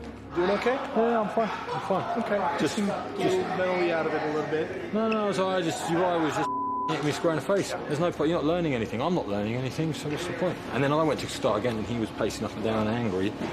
I was like, all right, I'm not going to go with someone who's angry. I'm all right, I'm fine. Okay. I'm fine. You know, he's not really a team player. He's an individual. And it is an individual tournament, and you can respect that. And the guy's, like I said, the guy's got the best knockout I've ever seen in my life. The guy's an animal, don't get me wrong, but mentally his attitude sucks. It's awful. Uriah's got a big ego. He's an ego-driven machine, and, you know, we're a team, and right now I think we should be thinking about the Thor's fight.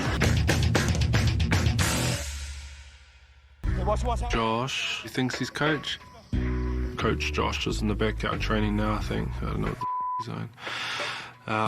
But he's trying to take ownership and control and trying to lead the ranks here for our team. And some people are falling into it, and some people are starting to get annoyed with him.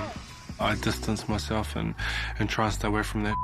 Okay, so can we agree that Sunday we're gonna do a fridge cleaning? Yes. Yes. Yeah. Taste that one time. Josh is the guy I call Dad here. You know, I think when he first got here, he was trying a little bit too hard to be a leader and set examples, like as far as like what people are eating and this and that. Damn, Clint, stop eating carbs after workouts, bro. Don't even snack on them bitches. No, you don't. Eat them in the morning. That's what I do. Eat them in the morning before your workouts. Like, we were all cooking dinner, and he's like, oh yeah, just cut that onion. So I start cutting the onion. He's like, what are you doing? I'm like, well, I'm cutting the onion how you told me to. He came over and essentially took the knife away and started doing it like a dad would do. Like, nobody's as perfect as Dad. Yeah, give me those. Give me the scissors. I don't know. I think they kind of think that I think I'm a know-it-all or whatnot. I try to help people out. I don't think they'll be that bad. I think it's just playful. I don't think they're being serious, but it's kind of funny. Nah, they're good. Yeah, they're perfect. You're welcome. Made a move to take up a leadership position early in the tournament. Certainly, I have a lot more experience than, a lot of them. I think we all have our own things that we need to work on and focus on. And right now, that's going to be my fight, which is coming up soon. Let's go, man. Let's see some jiu-jitsu. This week, secured around. Josh is one of the guys on our team who works really hard. He has great cardio, a lot of heart from what I've seen in practice. Very well-rounded game. Good puncher. Doesn't kick as much as I like. Good wrestling ability, takedowns to take down the fence, and he has a great triangle from the bottom, so we can look for that. Right back at this. About 20 seconds. I grew up in a home that violence was not allowed. I was raised by a single mother who really disliked violence. I wasn't allowed to play football. I wasn't allowed to play with guns. I wasn't allowed to watch violent movies. I always had done well in school. I was always in gifted programs, but I knew I always wanted to do something with my body and capitalize on the gifts that I had. So MMA competition was a way for me to do that, as well as keep myself busy and kind of focus all this energy that I had when I was young. I fight because fighting to me is an escape from the mundane. I enjoy the intensity of it. It's an endorphin rush unlike any other. I always knew that I wanted to be something special and something great, and this is my path to greatness, so to speak. Hey, as you guys know, tonight is about Josh. Make sure this man is comfortable, anything he needs. Make sure we keep the other team away from him. No pranks and all that going on in our room. All right? We're going to take control. We're going to win this thing. All right? War on 3. 1, 2, 3, war! Let's go.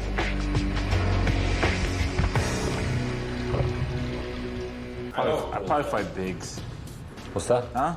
I was thinking out loud. My bad, bro. Oh, damn! We were just talking about matchups, and I called out Luke, which was stupid, but we might have to fight each other. So it's like, to me, I don't take it as a big deal, On his own team. How did that crack off like that? Yeah, he actually brought it up and said it out the air. Yeah, he said it out the air. Actually, I'd be the one that started, but I didn't. I was starting. I said, all right, man, who would I have like a really good matchup with? And I said, Big. Did I say anything bad? That's popping it off. Matchup. Yeah, that's popping it off. Matchup. Yeah. Who would say they want to fight a teammate when the prelims aren't even over, I was just shocked, and I was a bit like, okay, all right.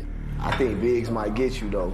I'm not going to trash talk. That's just what I think, man. Now I feel like me and Luke are fighting, but I already sensed something that was distance, and it's not just Luke. I mean, y'all don't have to worry about that until the time comes, so I don't want y'all to start hating each other already. To make things awkward. Everyone is aware that at some point everyone will have to fight each other, but to bring that situation up a little too soon already causes more of a division in Team Sonnen than we need to have at this point in time. I said it, and I was thinking out loud to say, man. Nobody's mad at you, brother. And then all of a sudden, you're making a big news out of it. You're done. You know what? You still talking about it. I'm done. Hey, once you open the up, then everybody has the right to say what they feel about it. So don't be mad at nobody else for voicing their opinion. It's not like you can say something now. We're done, right?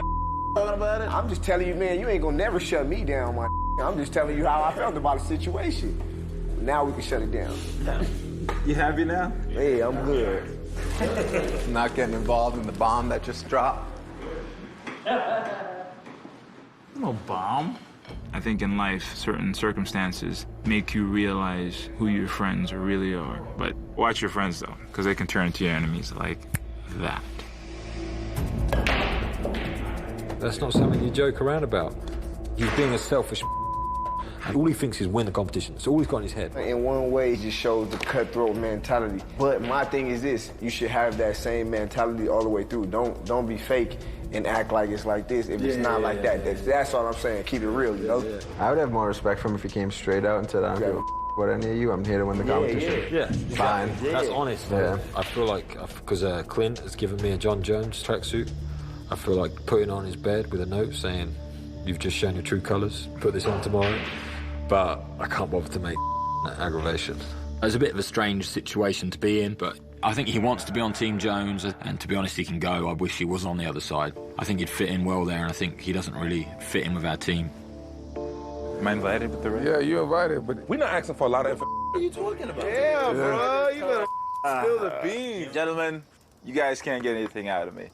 I'm not going to talk with my teammates, so you might as well switch the topic. We're your teammates. I don't see no red on this. Get him a top, Jamal. You all are Come on. set. We could easily bring you over. I mean, that's the easy. Because you already want to. You want to train with John Jones. I expressed this. You don't like Luke. I see the split between you and the team. But you know what I did? I realized I did something wrong. I probably shouldn't have said that. I mean, joking wise, That was kind of jacked up thing to say. Can that I was. finish? Because you like to Is that what you do intervene. when you get on our team? Is just call us out? No, I'll just you guys up. But I'm just saying, that was my bad. And I admit to that. It's like one of you guys calling each other out. Like, We don't Yeah, we exactly. we don't do that. Exactly. And I did it. It was jokingly. Well, what you said wasn't a lie, and it wasn't really that much innocent. It was actually the truth, and you really felt It that. was the truth. Exactly. But the difference is I said it, and I shouldn't have said it. But now your heart came out, so you might as well just follow your heart, come over to Team Jones, and tell us about thought. Now you guys can sit here all day and keep bringing the up. I don't know why. Maybe it's to make me break. Maybe it's because you're bored and there's nothing else to talk about. Well, we talked about everything. We talked Okay, about so girls. can we going talk about home. something else because it's getting really annoying? Hey, did y'all hear? We going to the Red Rock Casino? No. Yeah. Thought we were going to Hard Rock. No. That's where you're going. Everybody else is going. No, it's I the guess Red I Rock. had a lot of fun then, huh? Hard Rock was cool. I checked it out. Man, is your girl like a bitch like you?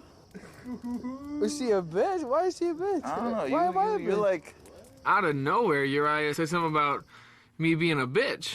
Josh and I both kind of were like, what? Like, what are you talking about? They're just like smart little remarks because I'm not used to it and I'm sensitive about it. And it goes back to my childhood, I guess, because to me, you know, like, I know you guys are joking about it and it's tough love and brotherly love and all that.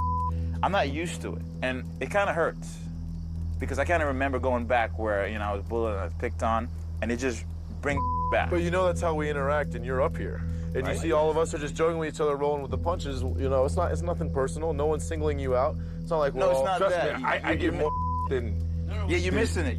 It's not who I am. Because, like, have you ever been bullied? Have you ever been bullied? No, everybody's been bullied. I'm saying, have you? Oh, yeah. Okay. Yeah. You know, that's probably wasn't the smartest thing to say because I don't know his girlfriend, but I apologize for that and that only. But I guess at the time, you know, I was upset, so it's like that came out. In a way, it just kind of brought me back to that mentality, like back then. I'm just saying a statement. I think you could have made that statement without bringing his girlfriend into it. Yeah, I don't know what That's that is. just trying to dig deep and just. Well, that was pull me out retaliating, what and I guess I'm sorry for saying that. Uriah's a loose cannon. Anything will set him off. To bring someone's girlfriend into it, he had to dig deep and get all the hatred out of his heart to find that one. You know, I kind of hope we make it to the finals. The whole thing I confused don't think that grab and hold, lay and pray is going to work with me. Okay. You guys could figure out in the quarterfinals. You got to make it too. Yeah, I plan on it. I'm not sure what his issues are that he has going on, but he's certainly distancing himself from everyone, including his own team. Almost like he was trying to bully us. And, you know, that kind of pisses me off. It's all good. Listen, there's a lot of guys here, a lot of personalities. Some of it's not going to mesh. Good morning, superstar. Good morning. Last night I just kind of snapped a little bit because of some silly incident. But you know what? I just feel when they get together, it's like Bacardi and Cola, you know? And I don't want to be a part of that because I remember being in that as a kid. And, you know, some people might say, well, you're with a bunch of guys and why are you going to be so sensitive about it? When you're in the middle of nowhere and you have nothing else to do but think, it kind of stays with you. Everybody's got stories to tell today. What do you mean? About the fire talk. Oh. Yeah. I was mad at your boy. Why? What happened? I don't know. It's just the more I talk to him, the more I don't like him. Which one? Josh.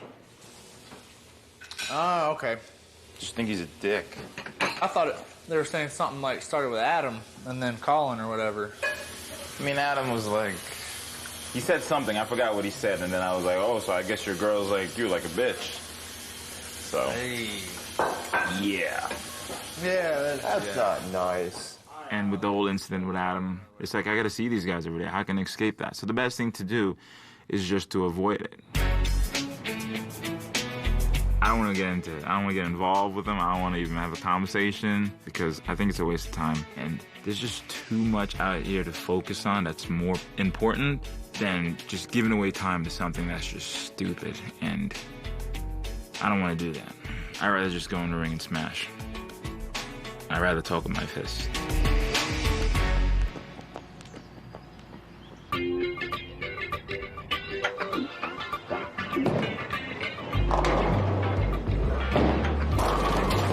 Pretty awesome. We came out to the Red Rock and was kind of bowling and watching the fights. So it definitely helps the mental state to kind of come here and just let your mind go on to something else. What's going on, guys? How's everybody? What's up? I'm happy for the guys to get out of the house. You know, it must be really hard going from practice back to the house, back to practice. So just let the guys reset and have some fun. Since day one I met these guys, it's been pretty much them in red uniforms. I'm sorry. Black and white uniforms. Don't let this interview interrupt our conversation.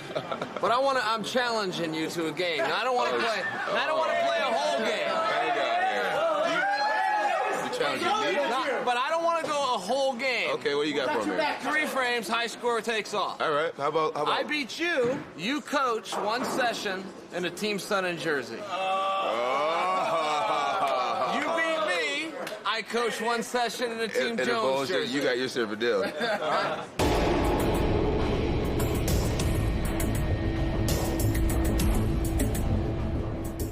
Who got double discount, triple check?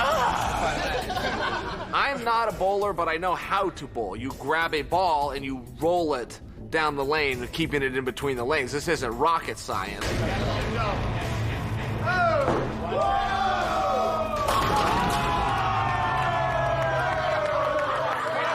The question isn't whether I can bowl. The question is whether can Coach Jones bowl better than I can bowl. I'm listening. Who the champ?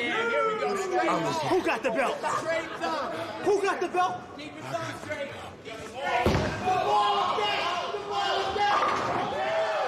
I do not bowl. I'm actually terrible at bowling. Ridiculous. Horrible.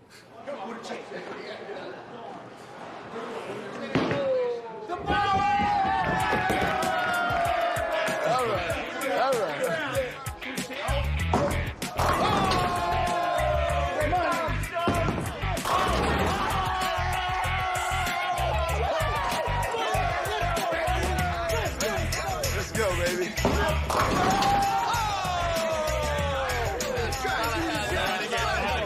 I'm an extremely competitive person, you know, so winning at everything is the type of guy I am.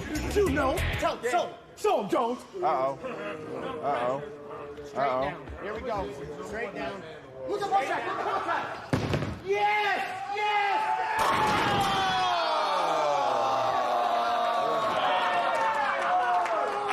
It's all good, champ. It's all good, champ.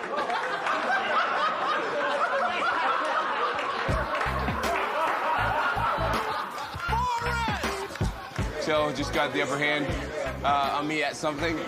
Yeah, you know. I don't like to lose. I do not like losing. So we'll come back. It's all good, bro. It's all good.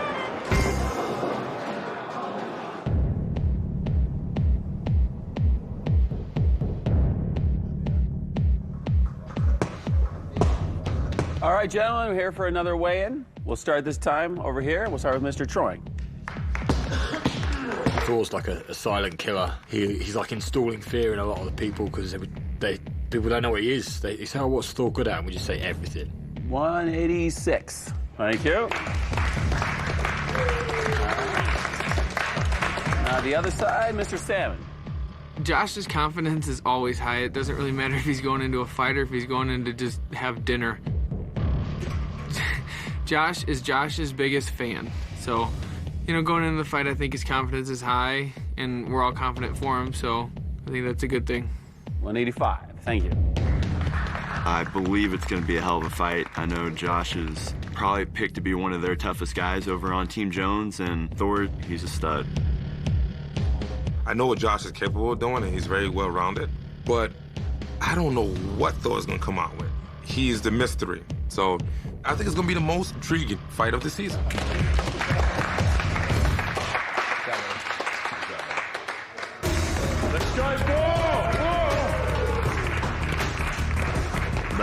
moment you step out to go to the cage, it's all calm. It's all like everything goes in slow motion.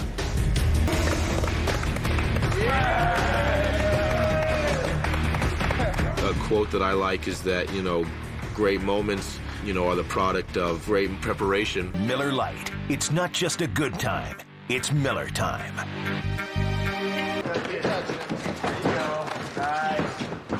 Turn. Let's go hips out. Turn him. Good adjustment. Beautiful. Good uppercut.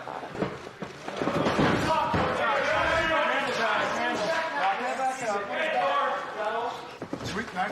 Come up. Hips. You also got coming backwards, remember?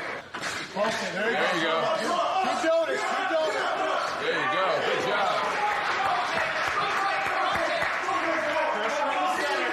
Pressure in the center, Josh. Come on. Hands up. Hands high, Josh.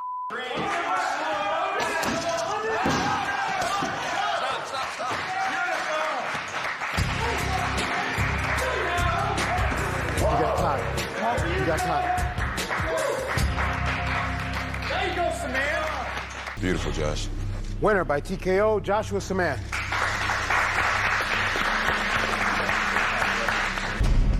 Right away, pal. Josh versus Thor, crazy fight, real high-paced.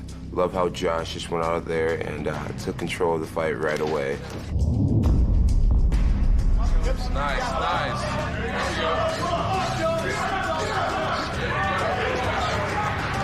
Thor was a little bit relaxed. Now, he still fought well, but he was a little bit relaxed. He lacked the sense of urgency. Right now, Tor, don't wait. Trade places with him. Rotate him hard. And ultimately, the one thing Tor never does in practice, for whatever reason, for a split second, he drops his hands.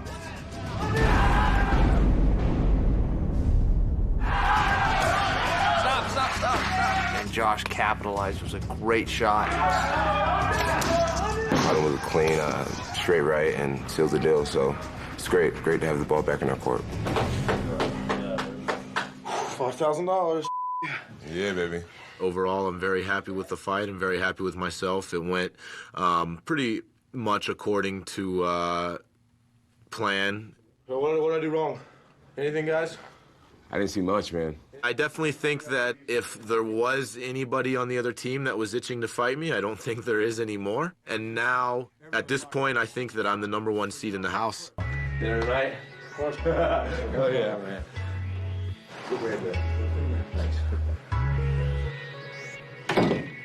What do I think about Josh? It's like a movie where you see that guy that you just want to see get his ass kicked. I hope I'm next to this dude. I hope.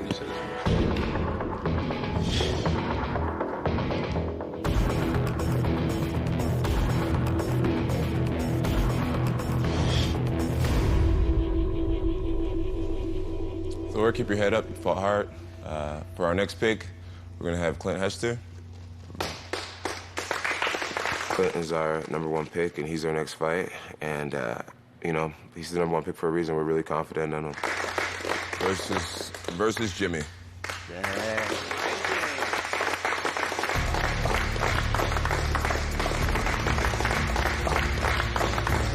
I was really confused by their pick. They put Clint Hester, who was Coach Jones's #1 draft pick, and they put him against Jimmy, who couldn't be stylistically a worse fight. You got a 2-time Pan American grappling champion in Jimmy. You got a former professional boxer in Clint. So it's that classic grappler versus boxer matchup. And I was very surprised that they put their #1 pick in that situation. This fight coming up for me is huge because if I get past this round, I don't see what's stopping me from getting the contract. Realistically, I think the smartest game plan for him is just try to keep moving and kind of keep his distance from me because I think he knows once I get my hands on him, it's going to be a tough night for him.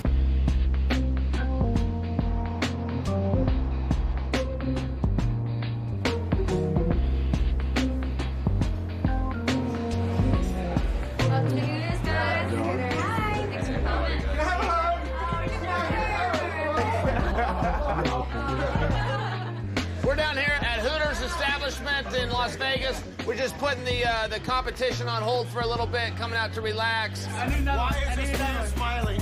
And we got to get out and really just up these guys' spirits. I haven't seen so many smiles and exchanging high fives like this since the tournament began. Awesome. It was pretty cool just to, see some girls and just, talk to someone that isn't one of the other 13 guys in the house. 1, 2, 3,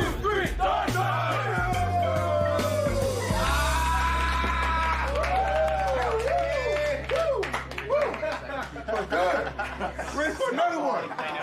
It's very nice after being locked in a house with all these guys for so long to get out and get just a little freedom of the real world. It's a treat.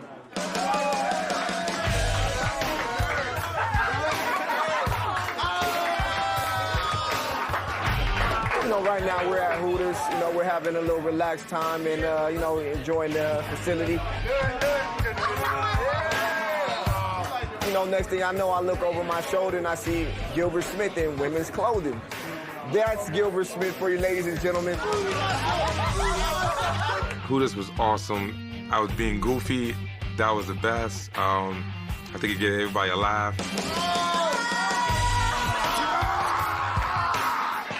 It was nice to just relax, and it was nice to go out to Hooters and see some women, but then... Get over here! Uriah has made the decision to ignore us and to alienate himself. Be that guy? Go ahead. I think Uriah's attitude is going to get worse. It's been getting worse. He's been fighting more with his own team. He's a very self-righteous person, and he's a jerk. I hope I get to be the one to get a piece of him.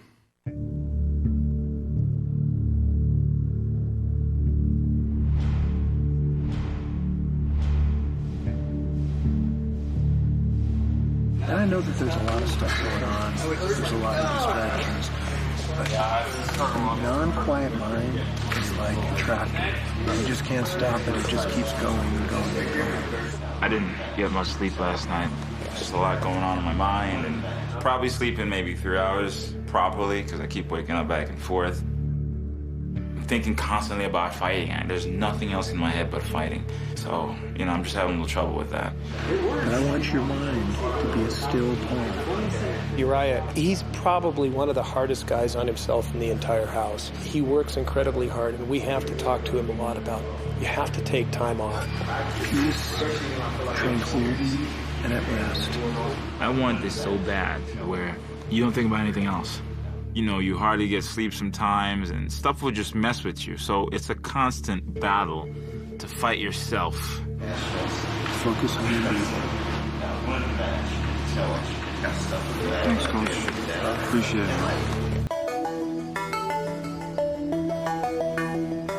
Actually, the only reason I even got a cell phone like I have is for police work. Because, in the middle of the night, I just want to watch YouTube. So you telling us cops don't work? At 4 o'clock in the morning in a small town? No.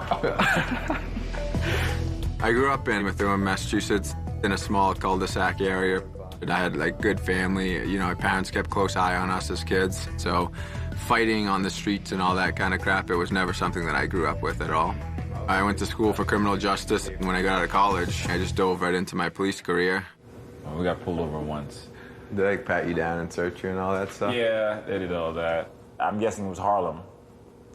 And it was 3 brothers in a car, so we might have fit the description. Before we got out of the car, I got mad and I kicked the door open. I almost hit one of the cops, and he was like, "Hey, what are you doing? Relax." And I'm relaxed. Being a police officer is what you make of it. You can go out there and you can be the typical cop everyone talks about. But, my style is I go out, I'm a nice person. The same person I am off the job, I am on the job. You can get people to do what you want just by being a nice person. With great power comes great responsibility. Guys, awesome practice. I just want to remind you guys, you are awesome. You are awesome. And it's time for you to get what you deserve, and that is greatness. Jimmy's going to fight. They say the only way Jimmy can lose is if he gets caught. And you know what? I think the guy can catch you. I do. I think he can hit you, and I think it's going to hurt. Do you have a problem being hit in the middle of a fist fight? Do you have a problem being hurt in the middle of a fist fight? Then why do we keep bringing it up? He's going to get hit, and it's going to hurt, but he's going to stay on his feet, and he's going to take care of business anyway. We are so happy that you finally are getting your chance to perform. Enjoy it. And attitudes are contagious. And if we start having a bad attitude, oh, my goodness, it spreads. I just want to remind you guys, but you guys are awesome. I love days when I can just sit back like a fan and watch the finest talent around mixing it up. That's all I got. I've never really seen a pool like this ever in all of MMA. I've never seen a tournament this loaded. I fully expect a lot of these guys to have very promising careers, but I got a lot of guys, and they need to be prepared, and I need them to know that I care and that I'm here for them. 1, 2, 3, dark side! Action figure. Jimmy's never been in a cage with an animal like Clint. If Clint touches him, he's going to sleep. 185. That boy right there. All right, Mr. Quinlan. Clint is very athletic and he has some skills, but Jimmy is definitely a high-level grappler. If Jimmy can get in and close the distance and take Clint down, Jimmy could possibly pull out the submission in late in the first round or possibly early in the second. 25 and a half. Thank you. Jimbo Slice. Jimmy, I believe, is so one-dimensional that no matter who fights him, it's going to be a tough fight just because you're fighting off a takedown the whole time. Jimmy's not a small guy, but he's not a huge guy like Clint either, and I think the weight class is about to show. Well, mean face. That's so funny. They both do it at the same exact time. Jimmy could take down a horse, so I'm pretty confident that he's going to get him to the floor. You just got to be careful because, you go up against a striker, you got to watch out for stuff like knees and unpredictable stuff.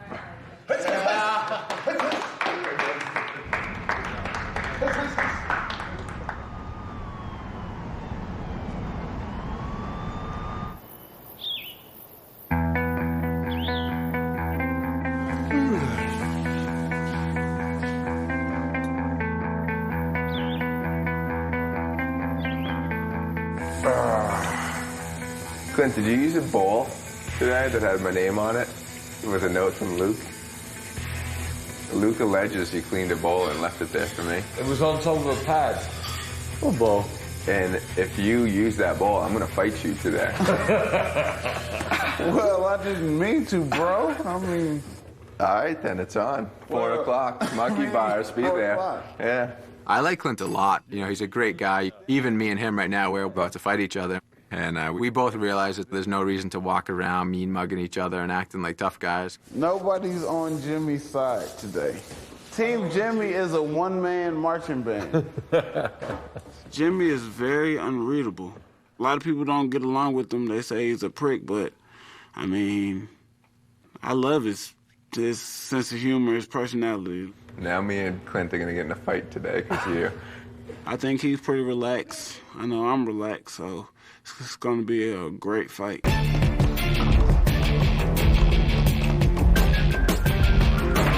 It's nothing personal. We get to let our hands go. Then afterwards, we get to shake hands and go take some shots or something. Remember to have fun. Step into your octagon, not his. Take control. Let's go out there. Let's make it a great fight and may the best man win. I have a career, I have things I could be doing instead of going in a cage and getting the crap beat out of me.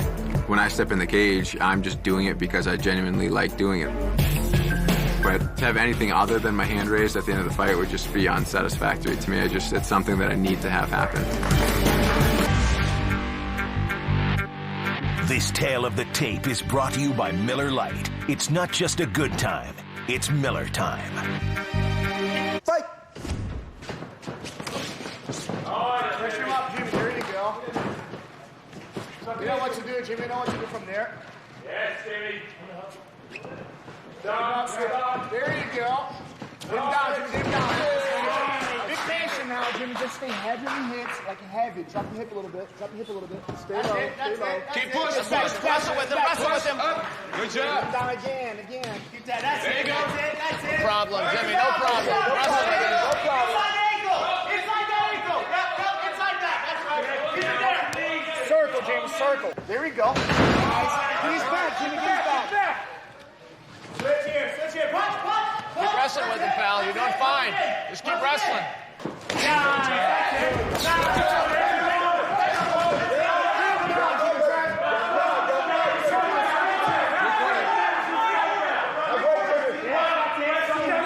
Yeah, there you go.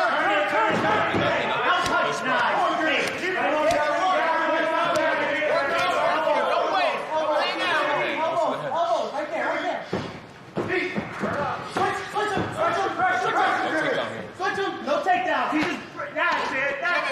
Work here. Don't hang. Work the finish. Click, let him get up. Keep making him work. That's it. Keep getting up. Make him work, Clint. That's it. Nice.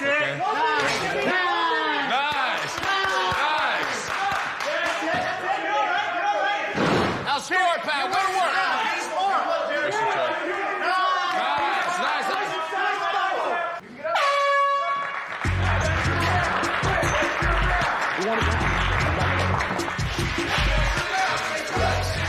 Relax. That's what I'm talking about. I think we won that on like a defensive. How did he win that round? He got taken down 3 times. All right, the damage. He's not a fighter. Score. And we need this one. Take over the middle of the cage. Okay, second round, guys. Here we go. Fight. That's it. Take his back. Surprise. You have choking. What the heck was that? You feel like you have it for his back. No, that's up.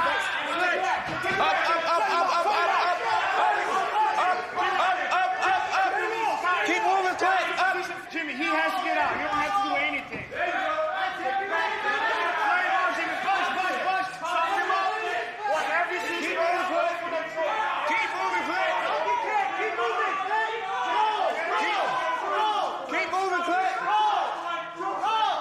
Tell him that doesn't hurt. He's not hurting you. Hey, he's not hurting you. Keep moving.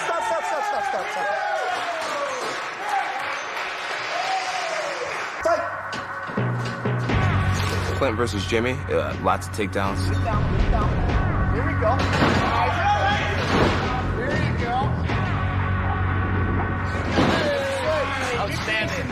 I thought that Clint was really showing that street fighting background that he had, punching some really unorthodox positions. Half of his punches on Jimmy really made Jimmy buckle down and turtle up.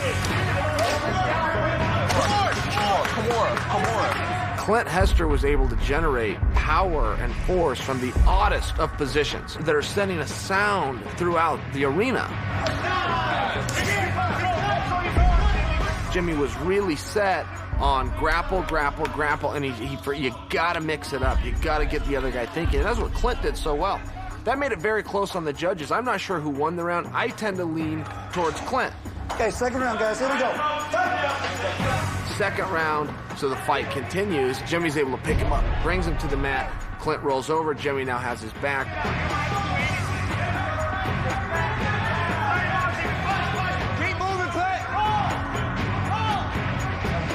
Starts teeing off with punches. Clint has no choice but to use those hands to protect.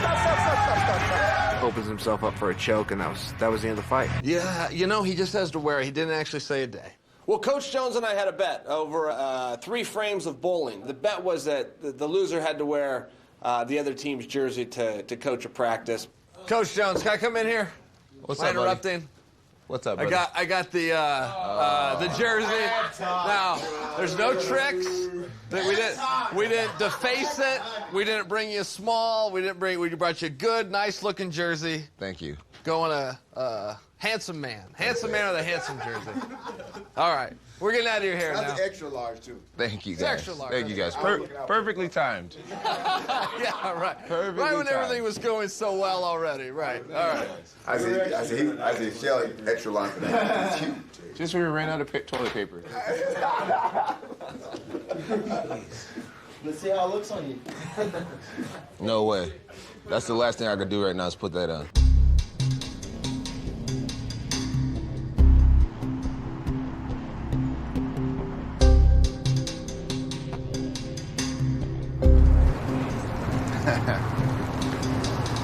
This whole competition is a pressure cooker for these guys. Every day they're stressed out, they're training, they're beating their body up.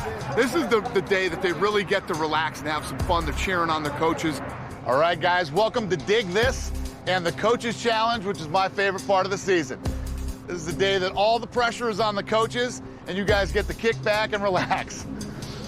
So obviously what's gonna happen here today is you guys are gonna compete in 3 different competitions while driving excavators.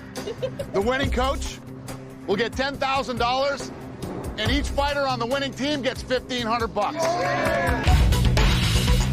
I've never been on one of these, but my father-in-law owns an excavation company, and had I known what this was, I would have given him a call and got at least a little bit of tips verbally, but no, this is a new experience. Listen, I come to win. That's it. You know, you want to win, put bones in. So we got it, baby. We're going to get it done. Yeah, babe. Oh, yeah! Oh, yeah, baby!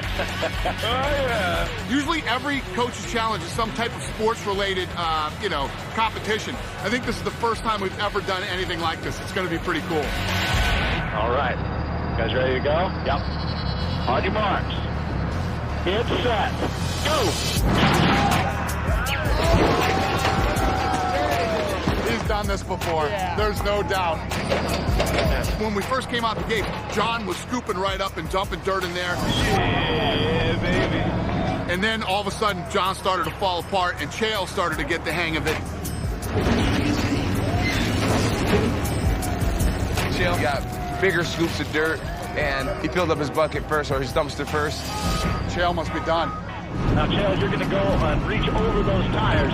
Chael fills his dumpster up first and moves on to the tire stacking. He's ripping tires back and forth, and I had the headphones on so I could hear him, and Chael's talking smack to John the whole time. Hey, John, you know they said go, right? You can start the competition. Is John's headphone working? Somebody let him know that we've begun the competition. Oh, yeah, you're all right, Chael. All right over there? All right, Just brother. want to help out. Slow and steady, wins the race. It looked real ugly for our team at one point. Then we moved to the tires. Chael was also winning at that at the beginning because he did good in the dumpsters. Chael had 2 tires already over there, while I was still on one side, dealing with 1 tire.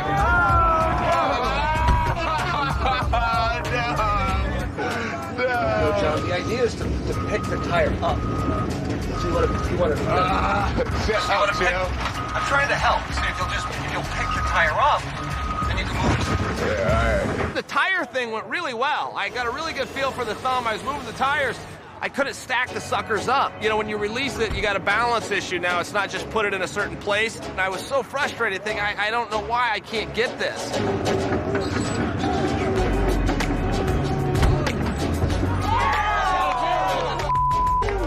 Son of a bitch. So it's like starting over from scratch. John, give me an update. I can't see over there. Well, I'm doing all right, Chael. Chael's having trouble stacking the pyramid, and John comes back. All of a sudden, his tires were spread apart just enough for that thing to maybe balance on there if he was good enough to do it. Yeah!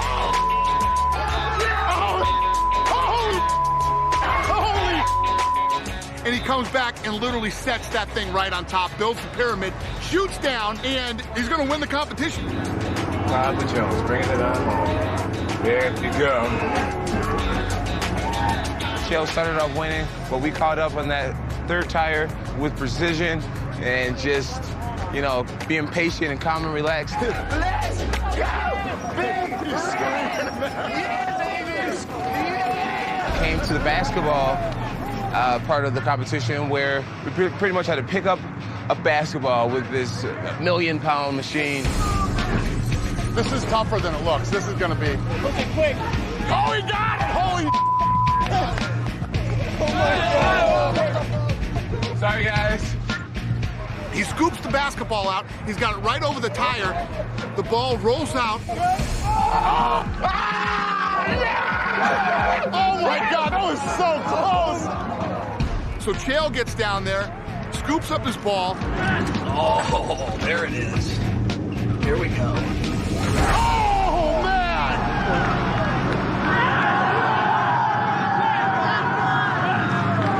Chael wins the coach's challenge. He wins the $10,000, and his whole team wins $1,500 each. Chael has won the bowling tournament. He has won the coach's challenge. But we're here to win the fights, you know, so came up short. But I may be down, I'm not out. One more for the bad guys! When I won and the thing went in and I saw the guys celebrating, that was pretty cool, you know. I've been cheering these guys on ever since we got here. I've been coaching them and getting them ready to go. And the roles were reversed today, which is kind of what the fun part in the spirit of competition that the Coach's Challenge is all about.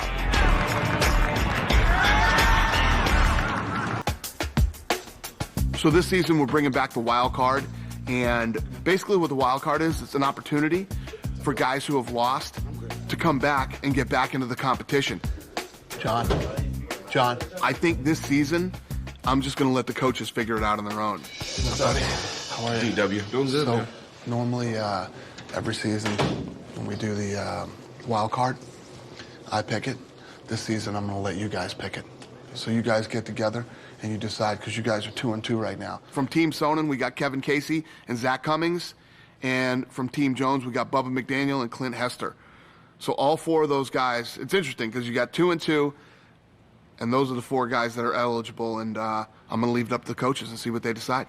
Cool? Yeah. Let's do it. All right. Awesome. Thanks. A little more curveballs thrown at us. Thank you, buddy. I was in a little bit easier spot. I got a guy that flat out belongs in the tournament, look, I'm going to bring him back in. I'm going to put Kevin in. Frankly, I think he underperformed. Okay. I just think he did, and he deserves another shot. Now you, I got a tough call. You got a hard call. I got a tough call, man. Bubba looked awesome. On paper, Bubba's a finalist in this thing, if not a champion. Right. Bubba put a little too much heat on himself, in my opinion. Underperformed a little bit. I mean, Clint surprised me. Maybe he's gonna have an extra fire under his ass and even be better than before. So there's a lot to think about. I think I might need a few. Yeah, take a few. Here. I'll be here. All right, cool. Knock on the door. Tonight I was pretty upset because I had to choose between two fighters on my own team. Which guy would get the wild card? Yeah, dude, 'cause I like both of you guys a lot, man. I'm not trying to. I don't want to. Both of you guys had great fights. Both of you guys had great fights. I'm just gonna say I won it. Why they put us two in there? You guys got to flip a coin. Hell no. Let Clint decide in the air, and if he's wrong, then you get it. I can't. Nah, man. Nah, I can't leave it like that. That's too much. What you mean? Think about how I feel. Think about John. He trains in my team back at home, and Clint is cool as cool can get. And he's black. And he's black. Wait a second. Coach Jones was in a tougher spot than I was for political reasons. He trains with Bubba. He's known Bubba for a number of years, and a number of days ago, about 72 hours ago, he told Bubba, I'm giving you the wild card. He didn't imagine that his number one pick was going to get upset. Put him in a tough spot. They let Chael decide it. Yeah. Who he wants to fight against? No, that's crazy. I can't let Chael decide. Picking which fighter I wanted to go ahead with was really tough for me. Clint and Bubba were both looking me in the eyes in a very personal way. Like, you better pick me. I really just had a feeling as if I was getting ready to betray a friend. We got to make a decision right now. Competition must roll on, and we must submit our picks. All right, guys, this is really tough for me. Obviously, I care about all you guys. And I want to see all you guys do well in you guys' career. But, I have to choose one fighter to get the wild card spot. And I think I'm going to go with the fighter who has put more years into going after what he wants. And, Bubba, I'm going to have to go with you. I think it was a very tough choice. John obviously feels like he has to be have a certain amount of loyalty to me. It's one of those things where I don't care how the decision came about. I'm in it now, and I'm going to make the most of it. He will be opposing. The king is back, ladies and gentlemen. Kevin Casey. Chael felt fit to give me another opportunity to go out there and, you know, redeem myself in this tournament. This is a once-in-a-lifetime opportunity for me to be out here and to compete. And, you know, and also against an opponent that I really am, you know, looking forward to fighting. You know, I'm going to go out there and I'm going to smash. That was the only call out, huh? That was the only one. Jimmy, I'm calling you out, bro. Awesome. Let's make it happen. I'm so hurt and offended. Kevin Casey had mentioned how, you know, Bubba was really the only person who had called anyone out in the tournament, and it got me thinking, and so I immediately, you know, Jimmy was in the room, and I told Jimmy I wanted to fight him. Good, I respect that, bro. A little bit. I'll tell John this is what I want, my bad. Yeah. I like it that way. Sweet. Yeah, for sure. No, we can be friendly and polite about it and just see who's the best. You know, we don't know how the quarterfinals will match up. I don't even know if I'll get Jimmy. Hopefully I do. So there's no reason to have any hard feelings or, you know, be an about the situation. Why are you going to say you want to fight him there? I want to fight him because he wanted to fight me. Josh is a smart kid. He thinks, you know, Clint didn't take any damage. He just got submitted. So in Josh's mind, you know, he's not going to take damage in the fight. And if he gets submitted, oh, well, he lost to a high-level grappler. But it ultimately comes down to basically we're going to talk to the coaches, and they make the decision on who's the best guy to fight for our team. Who do you want to fight? There's just practice. I'd like to fight Josh Salmon. Why? Because I'm an expert fisherman.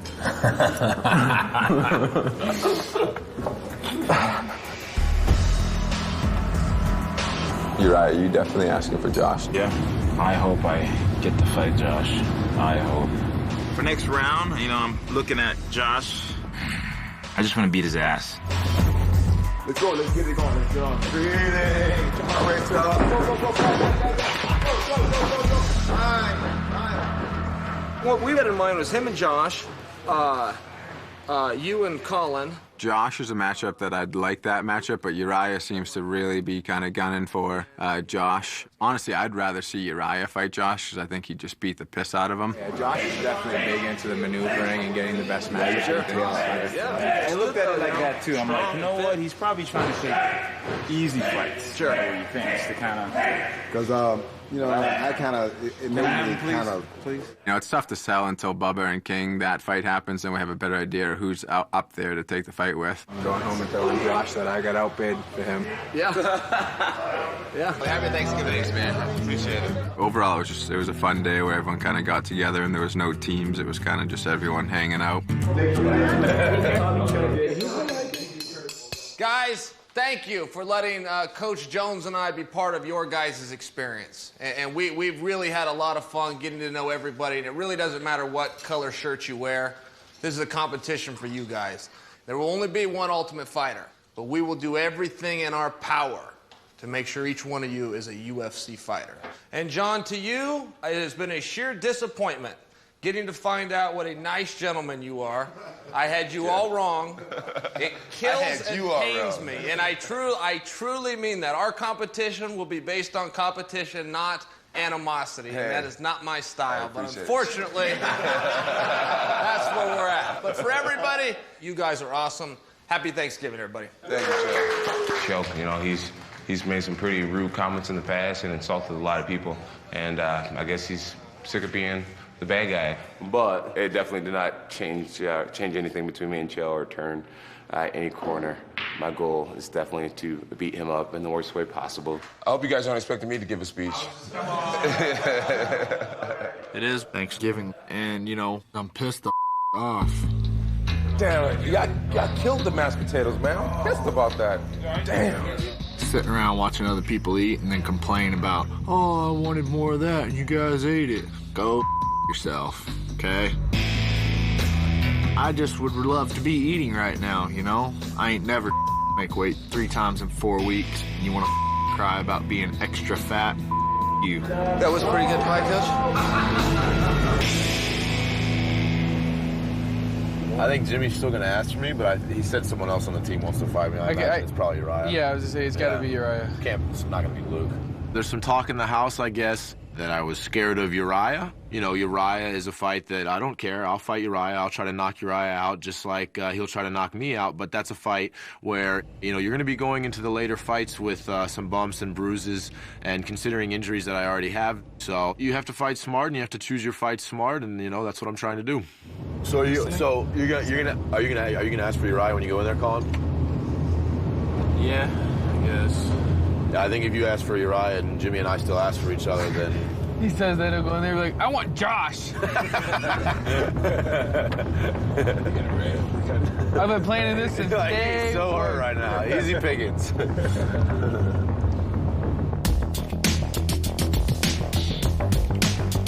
All right, hello, gentlemen. Welcome back to the weigh-in. We'll start with Mr. McDaniel today. Good to see you, Coach. I think Bubba is going to destroy King. I know I said the same thing about Kelvin, but I see Bubba coming out with a sense of hyper-aggression because he feels like he has something to prove. 186. Bubba has all the tools to win in every way, but, you know, things can happen. If Bubba doesn't win this, I think he would, yeah, I don't know. Who knows what Bubba would do? He'd go crazy. The towel holder. Don't drop it or I'll scar somebody for life. We train with Kevin. We see the skills he has. If he comes out and he performs like the Kevin Casey we train with, I think it's going to be a pretty quick night for Bubba. 186. Hey! Kevin's ground game is a lot greater than mine, so he's just going to run through him with his ground game. He's going to submit him probably in the first round, I think. I don't know what to do right now. I just feel like you need help of some sort. Yeah. All right, you got it. I felt the same. I wasn't sure if I could I wasn't help sure. you. What's the process here? Could go either way. Both those guys are going in there to pretty much win or die. That's how I look at it for them, because they both got a second shot, and you get a second shot at this, you can't up.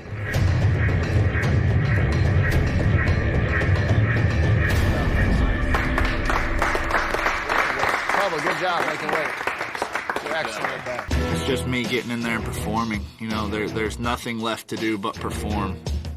I'm wanting to show the world what's up with me, and if I perform, I'm going to crush him. All I'm focused on is taking advantage of his mistakes and pulling out the win and moving forward in the tournament. This tale of the tape is brought to you by Miller Lite. It's not just a good time, it's Miller time. Perfect. No. Kevin, yeah. You know what to do from here. You know what to do. You did. Always go like attack. Always attack me, Kevin. Wrist control. Head up. Good job, King. You're taking him down. Me. Don't put water. Rotate. There you are. There you go. Now touch him. Keep touching him. Switch your hips right now, bud. Keep touching him. Feet and knees, pal. Feet and knees. Touch something.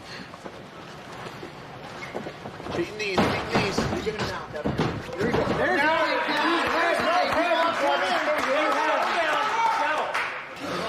Touch something. There you go. That's a nice one. Keep Watch touching the him, triangle. please. Walking up. He's walking up. Touch him, please. It's our time to go. There you are.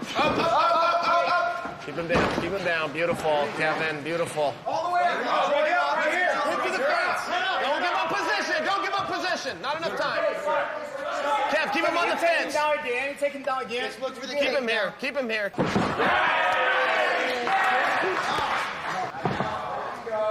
for it. Go for it. You have time.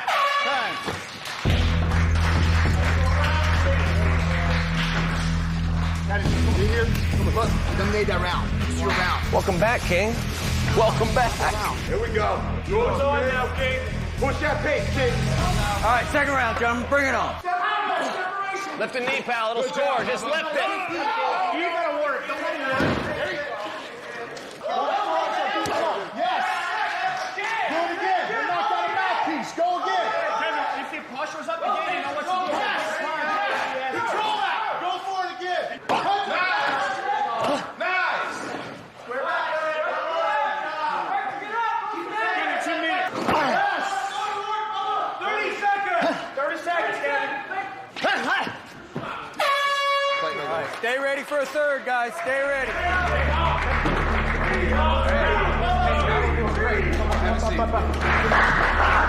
Smart. Keep him apart. Going to the third. Steve? Power follows speed. We're going to a third, guys. Going to the third round. Beautiful. I said no more. Okay. That's it. What? He didn't answer the round?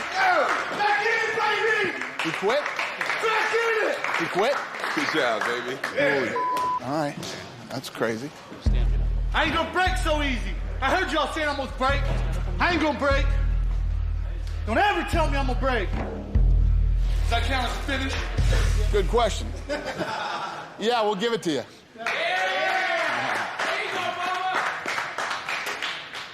Unable to answer the bell for the third round. Bubba Daniel moves on. So we come out, and Kevin really did a very good job. He went out and he executed in the first round. He turned it into a grappling match as opposed to a fight. Touch it. Touch it. He passed up on those chances to land some strikes and to do some damage. Missed opportunity for us, but we still dominated and won the first round. You know, it looked really bad for us. I thought that Bubba was giving up on himself. And then one of Chael's teammates yelled into the cage, he's breaking, you're getting him to give up. Well, I'm breaking, baby. Stay on top. Keep working. Come on, coach. Let's go, King. And when Bubba heard that, it inspired him to just come back stronger. So second round, it was the complete opposite of what we had saw in the first round. Bubba was the guy on top, and Kevin was the one who was looking like he was starting to give up. I was very concerned because Kevin shut down. He was different, and I could just see that we just weren't there anymore. He's breaking, Bubba. Nice, Bubba. Bubba just dominated him, took him down, passed his guard, just controlled the whole second round to the point where Kevin gave up. And I could not believe he gave up. I mean, I don't think I've ever seen that in a fight. No more. Okay, that's it. This was new to me. I see Kevin on a daily basis going hours straight. Kevin Casey is not out of shape.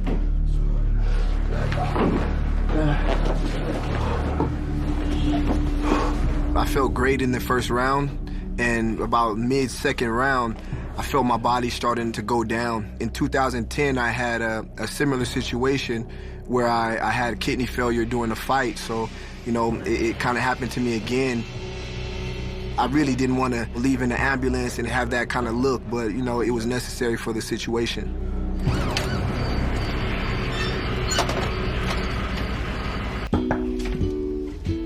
Hey. I see, brother. Yep. Big win. Yes, sir. This is how this normally works. I usually call the fighters in one by one and ask them who they want to fight. Then I definitely want to hear what you guys have to say, and then we'll pick some fights. Cool. Let's bring Bubba in. Congratulations. Thanks, sir. Have a seat, brother. So we're heading in to the quarterfinals. Who's the guy that you could fight and take the less damage, or a guy you just can't stand and want to kick his ass? That'd either be Jimmy or Luke. Bubba is a fight I really wanted. That's the one I wanted from the beginning. Yep. Have you thought about somebody? I'd like to fight Luke. Either Bubba or Dylan. Colin. Uriah Hall. I honestly didn't think anybody would come in here and call him out. Really? I didn't. I like it. I got Josh. Josh? Can't stand the guy that rubbed me wrong since day 4. Day 4? I just really want to punch him in the face. Please give me that opportunity. That's the fight you want? Won't let you down. Ooh, I got the goosebumps. Yeah, that worked for me. Nice. Uriah called out your name. What is your thought on that? I think he's trying to avoid a fight with Colin. I think once Colin gets his hands on Uriah, then it's going to be a bad night for Uriah, and I think you know that as well. And I think that's why you guys are avoiding that. I want Jimmy. Jimmy said he already wanted to fight me. I want to fight him. I think I can knock him out. I love it. Yep. I love it when somebody has an answer. Yep. We good? Yeah. All right, thanks. Thanks. All right, what are you guys thinking? Let's start with Dylan. That was kind of an open and shut book. He went after Luke. Luke went after him. Yeah, I agree with that one. If you want to make that one solidified. Dylan versus Luke. For sure. These guys did a great job of coming in and saying what they wanted. I like Josh versus Uriah. And Dana wants to hear it. Jimmy versus Josh, and Kelvin versus Bubba. Okay, thank you guys. Thank you. All right. Oh, we don't get the answer right now? No. Oh, that's terrible. Wow. Oh, the suspense. I didn't know that. The suspense continues. I like it. All right. All right.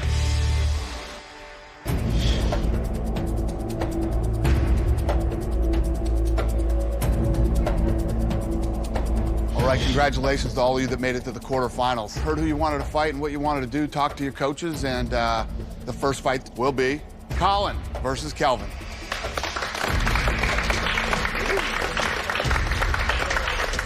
Calvin wanted me, and he got his wish, so it's fine either way. I don't really care. It should be a good fight. Dylan versus Luke. New Zealand versus UK. Should be fun. We're gonna put on a good show. Josh versus Jimmy.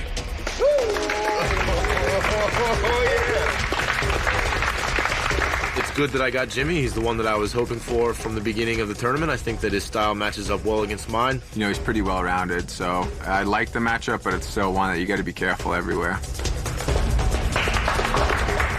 Uriah versus Bubba.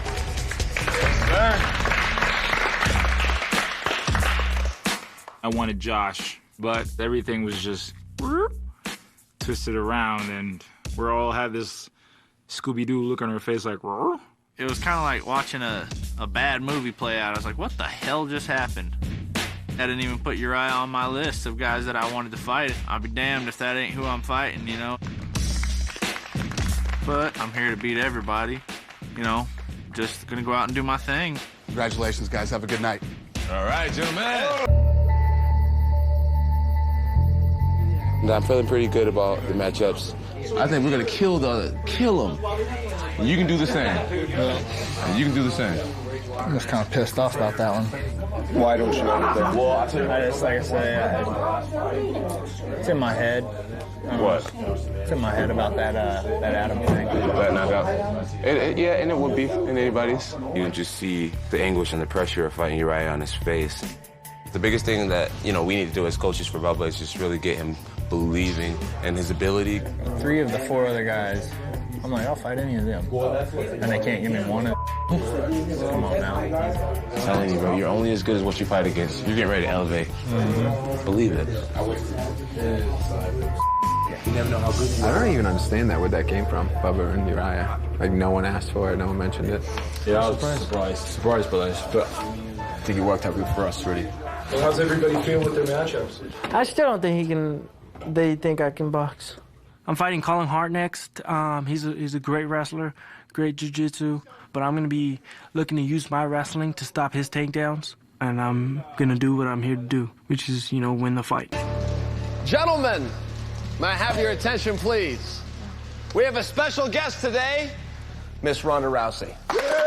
Chael calls me up one day, and he's like, got a guy here that really likes you, and we really need to motivate him. And I talked to him, and I said if he beat his opponent, I would come down and teach them for the day. And so he won, and I'm here. Now, I want to remind everybody, and this is Kelvin right here. Kelvin earned this for everybody. She's a lady of her word, and I appreciate that. You know, I'm a Ronda Rousey fan, so it's awesome to have her here and, you know, get a little bit of what she knows and get to know her a little bit more, you know, as a fan. So he kicks me, catch it, one, and his foot's gonna sweep around in a circle. I'm just gonna drive this straight down. So, you ready? Tuck your chin in, okay? Here.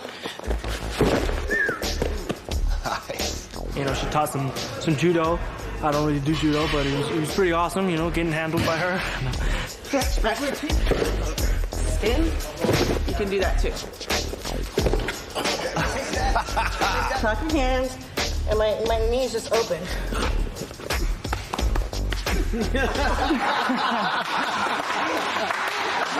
Getting tossed around by a world champion, it was definitely an honor. Colin comes out, dirty boxes him, and gets him down to the ground. It's Colin's fight.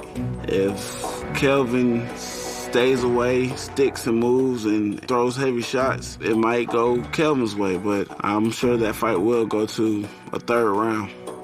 185. All right, Kusanen and Kelvin. Normally, whenever you get 2 good wrestlers that can't take each other down, it becomes a stand-up battle. And Kelvin's got great fast hands, power, and I really wasn't impressed with Colin's stand-up at all. So I'm taking Kelvin for sure. That's 186 to me. Oh, sorry. We're not going to get this right. Doggone it. I'm sorry. Kelvin is going to win this fight with pressure. He moves forward, he keeps pressure, he buries his chin, he follows the basic, he throws hard punches, and he never stops working. Kelvin being a wrestler, we're banking on him taking us down, and when we get taken down, we're going to submit him off our back.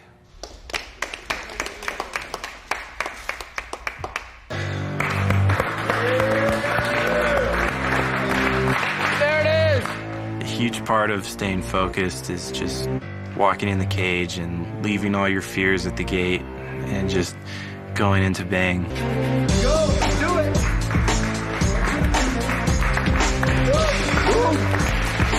Go, Kelvin! You know, can this guy beat me? Gotta make myself believe there's no way that this man standing across the cage, no matter how good he is, no matter what his record is, no matter where he's from, he doesn't deserve to beat me. All right, guys, this fight is 2 5-minute rounds. At the end of the second round, the judges declare it a draw. We go to sudden victory. The winner of that round wins the fight. Good luck. Good work, son. Try to have fun, baby. Go, KG. Gentlemen, here we go. Now bring it on. Right away.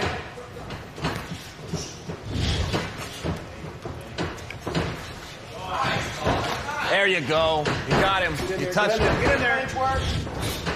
Nice, Kyle. Rotate. Just rotate. Just rotate. There you go. Right back on him, KG. Keep him touching. Keep him touching. Yes. Yes.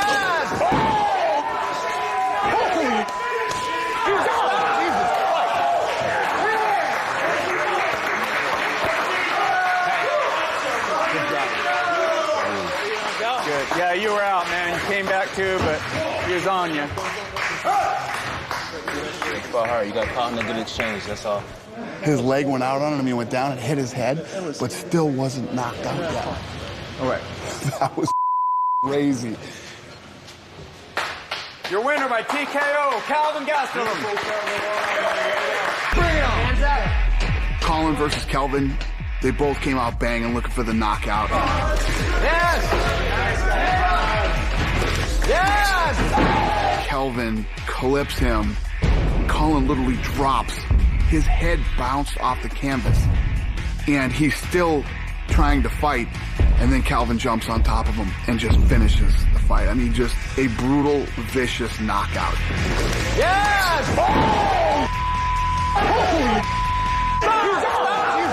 Three. So 1, 2, bang. Dylan versus Luke is very interesting for one big reason. Luke was the first pick, and Dylan was the last pick of the whole bunch. That was wrong. Dylan is very good, and we misjudged him. But with that said, Luke is a problem for anybody because of his size, his mere physical presence, his reach. He can take a shot when a guy can find a way to connect, but when your chin is a foot above the other guys, it's hard to reach him. And I don't see a lot of ways that he loses his fight.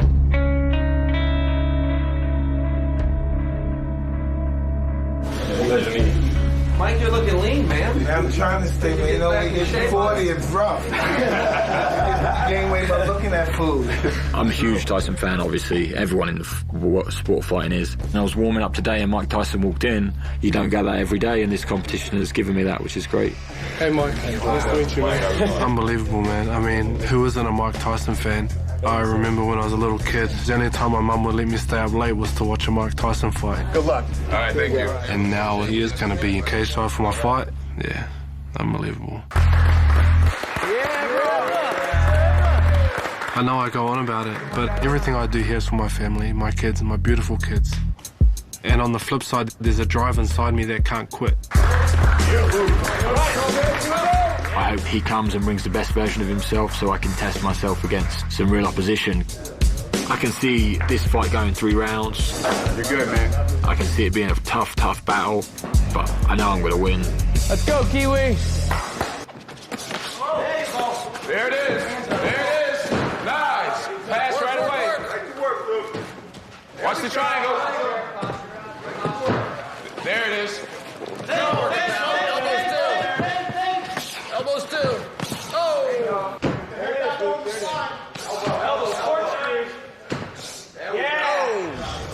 Roll the elbows. One to the face and a stand-up. Yes. Yes, good adjustment. Off the cage. Off the cage.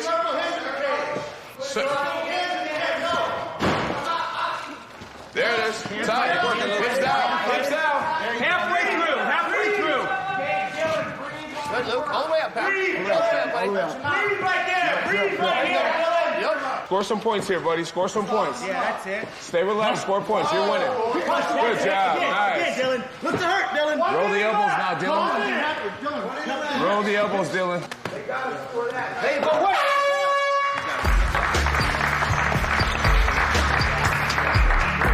Fine. You're fine. Have a seat. Have a seat. You gotta have a little more effort. You can stop this. Your stand-up is fantastic. Absolutely fantastic. Who needs to win this round? You're winning right now. Keep the control. Go, big dog. Push the pace. Let's go. You're offense. You're winning. Non-stop pressure, Luke. Non-stop pressure. Let's fight. 5. There it is. Touch him. Off the cage.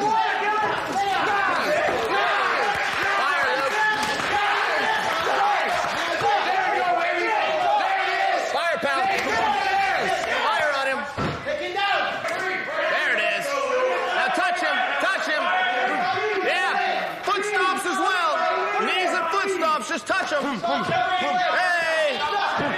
Yes!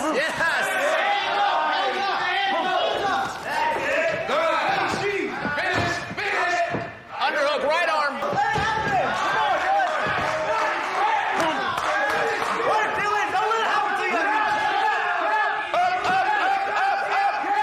Position.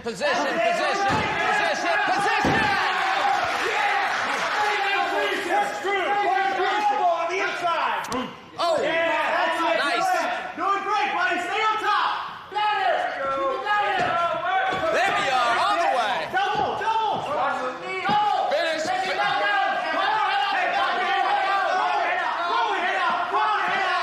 Pop your head out. Back door. Pop your head out. Nothing. Good position, just position. Good job, Phil. Take it.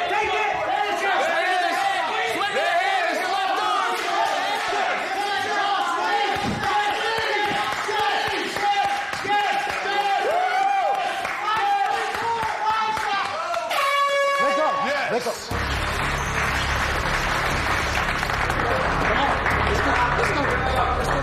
A good round. Have a seat.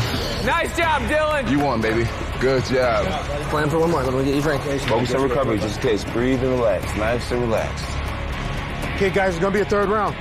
Third round. The judges called it a draw, so it goes to a third round. You are undefeated for a reason. Let's stay that way. Put the picture in front of him. You know what you're working for. You know what you want. Hey, you're looking great. Hey, go get it again. Same round. This guy cannot box with you. I need you to be active with your hands, all right? Luke, touch him up. Be active.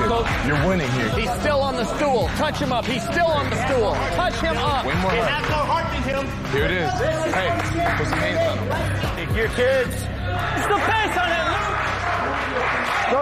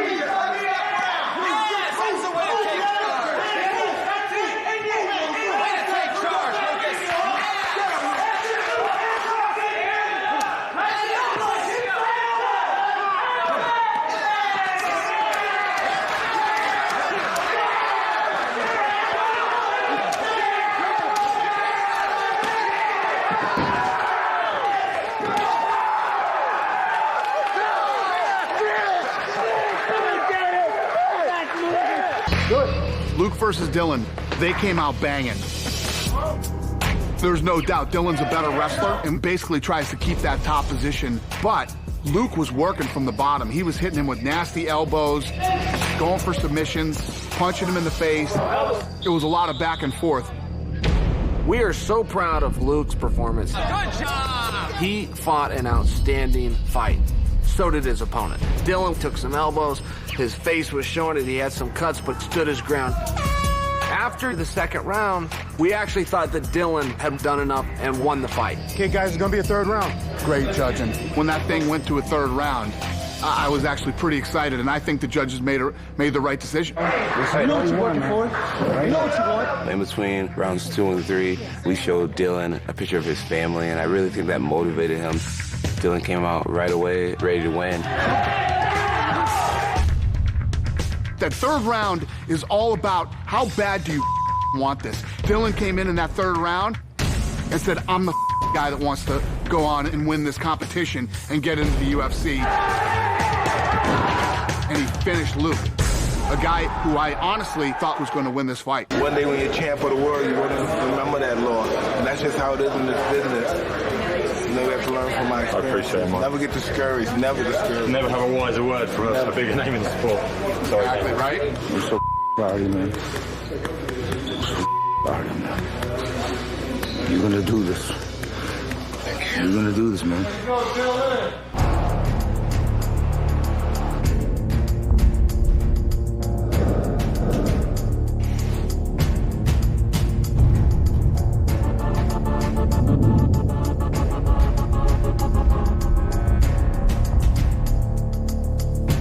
All right, guys, let's put some shin pads on, boxing gloves. We're gonna do a few rounds of stand-up, a few rounds of strict takedowns. How you doing, Buck? I'm in pain. Huh? Pain? I've fought 3 times in a short time period now. I feel completely drained. Like, I'm pretty much just wanting to be asleep, and then my back has been hurting again, too, around my kidney area. Bubba is having a lot of pain. He wasn't really sure if he would be able to go on. He was actually not sure if he really wanted to go on.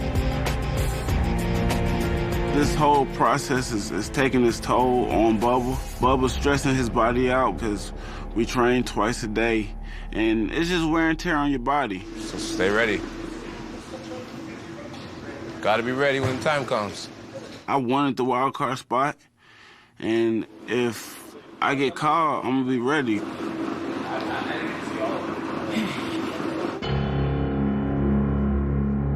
Jimmy versus Josh is a matchup that we wanted simply because it's really what Josh wanted. Josh is a guy who has not been shy throughout the tournament, talking about what he wanted. And Josh has made it very easy for me to give him what he wants by winning, by being a leader, by being a guy who dominates pretty much every practice.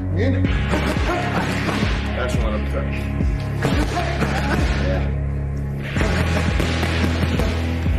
Jimmy's gonna shoot from all the way from the other side of the cage. He's so scared to stand up and strike. We've seen him shoot doubles and win fights that way, so let's challenge him to beat us in a way we haven't seen him win. Okay. You know what I mean? Like, go ahead, let him try to win by throwing a punch. I certainly think that I'm, the strongest seed in the tournament, record-wise, experience-wise, and skill-wise. I think that for the most part, everyone knows that I'm not an easy fight for anyone. It's my objective to stop the takedown and punish him all the way down. Hit him in the body, hit him in the head, hit him with elbows, hit him with knees. I fully understand that Jimmy is a better wrestler than me, and I'm not doubting his wrestling skills, but I just don't think that it's going to be enough to win the fight. But nobody else. And then I prefer to go for that anyway. So as soon as I get here, I'll probably be looking for that. Because I don't get the guillotines as much as I should, and I prefer TKOs anyways. Josh and Jimmy. I think that's a coin toss, really, if Jimmy gets out there and holds Josh down. Josh, though, is an explosive dude, and when he hits you, he's going to hit you more than once, and he's going to explode into everything he does to try to, inflict the most damage. I don't know if Josh has the takedown defense ability to stop Jimmy.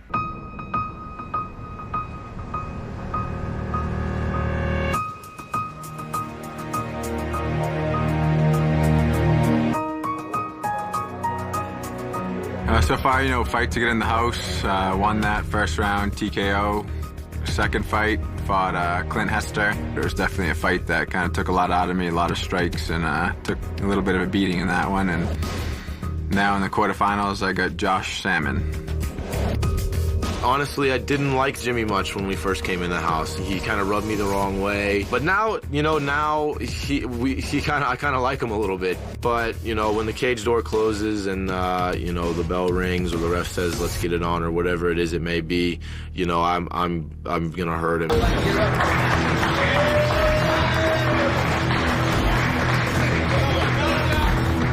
Confidence to me is one of the strongest things that you can have.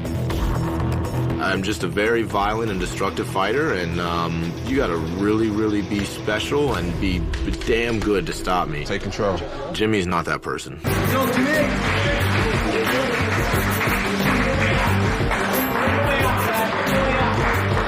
You can't go in there and just expect to steamroll every guy, so mentally I'm prepared for, scrapping, moving, reacting to Josh, and basically in the end, always coming out the winner.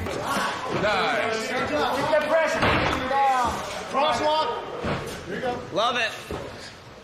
Keep the other hand. There you go. Keep it locked. Drive your left elbow. Off the shoulder. Off the shoulder. Come up. Come up. Right away. Triangle then. Triangle. Just keep that pressure. Oh, there he goes. Ready to stay. Use that elbow, please. That left elbow.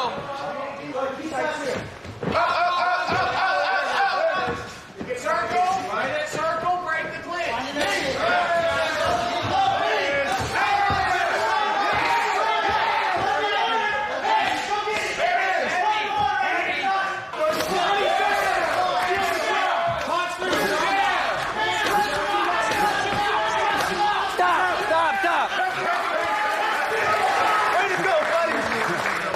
Your winner by tap out and moving on. Josh the man. Bring it on. Round 1, Josh comes out, starts landing big bombs on Jimmy. Jimmy does exactly what I thought he was going to do. Not only does he take him down, he does it impressively. He scoops him up, walks him over, and dumps him hard. Jimmy made this a grappling match. He had opportunities to score, and he just simply didn't do it.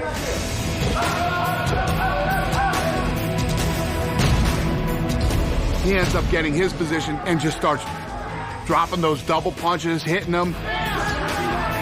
Not a move that I would recommend, but for some reason, it works when he does it. He broke Jimmy and Jimmy quit. I didn't see that happening. I think Josh is for real. Gilbert said that. Small Gilbert said that he's afraid to fight me. That Bubba is afraid to fight him. That's one thing when someone says it, but it's totally different when you're actually in the ring. And sometimes, let's say he is, that fear can be twitchy, and that's that punch or kick you never see coming because of all that fear. Doesn't mean he's not going to fight hard. Doesn't mean but he doesn't mean what's waiting for him at the other end of the cage. You look at a guy like Anderson Silva, people defeat themselves before they go in the room because like, holy what is he going to do to me? And I guess they have the same thought, like, man, what am I going to do to them?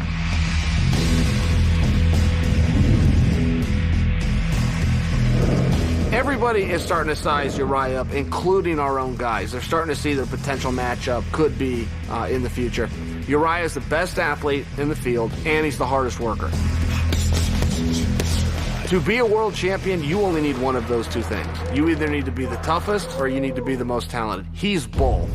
That doesn't mean he can't be defeated, but he is really, really sharp. He's faster than everybody. He's in better shape. He's more experienced. His mind plays tricks on him every now and then. As a young athlete, he's always questioning himself, and that's very normal, but he is so good. He is so good, and we're very confident that he's going to have success, but we acknowledge that he's in for a tough fight. You control how hard you work. He can't force you to shut down. He might hurt you, he might shut your eye, he might break your nose, he might do a lot of things. You choose, though, how you respond. You choose if you quit. What I'm going to do leading up to this fight to make sure I show up is I'm going to keep doing what I'm doing. Staying positive, staying confident, and staying ready. What they need is for you to beat you. And athletes do it all the time. They do it all the time. But it's your choice. You will choose to be confident, or you will choose to concede. And you know it because you've done both. And so have I. I think that's definitely one of the bad guys. I think we're going to win that fight. I don't care who you are. I don't care if you're a vet who's had 30 fights. You seeing your teammate get spinning kicked in the face at that velocity, it's going to intimidate you. You're going to think, I don't want that to happen to me. You made it. Way 6. Thank you. Thank you. Oh, sorry. Sorry. All right. Mr. McDaniel. I mean, it's no secret Bubba's just kind of a little bit of a head case going into this fight, but I think that all kind of got eased a little bit. Hopefully Bubba goes out there and does what Bubba can do. Way 6. Thank you. Good job. Good, buddy. You know, Bubba has to go in there and, you know, be aggressive and play his game and get the fight to the ground. And I think that Uriah will be lost there, and you know he'll be in Bubba's land, and I think Bubba will win. Good job, B. Tapping to the brain, tapping to the heart. When we did the weigh-in, you know, his body language that he displayed kind of gave me a sour taste in my mouth. Bubba kind of put his hands down like this and had a real submissive body language. And that's not good. Uriah Hall is nasty. He's mean. Every punch, kick, knee, elbow this kid throws has bad intentions on it. And I think it's going to be a rough night for Bubba.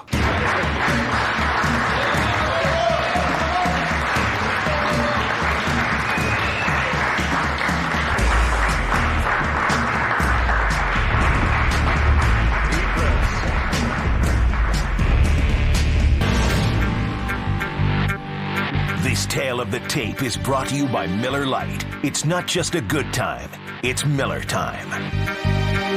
Ready. Let's do it. Let's go, Stop.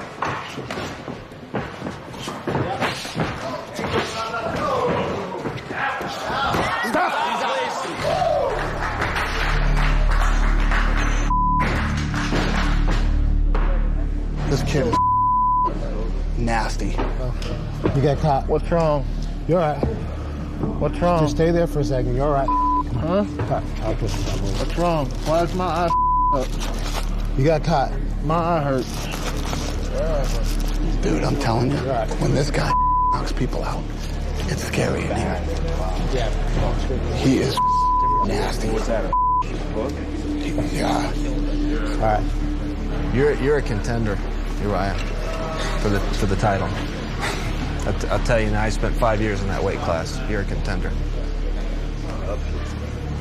Okay, we're going to roll you to your side, okay? Okay. I just can't move. All right, we're going to roll him to your side.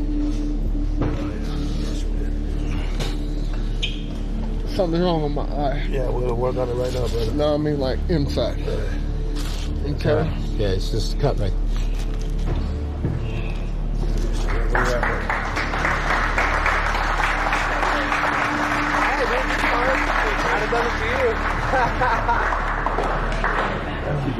Yeah, brother. Good job. I don't even know what the hit me. Well, that sucks. Hey, you're all right. Do it. Uriah versus Bubba. I'd love to walk you through what exactly happened. All I know, from where I was sitting, Uriah hit him with a knee to the body, and then me or Bubba don't know what punch he got hit with.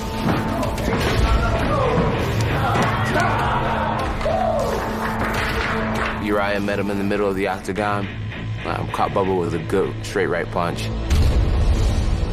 Did some pretty big damage to Bubba's eye, and won the fight by knockout.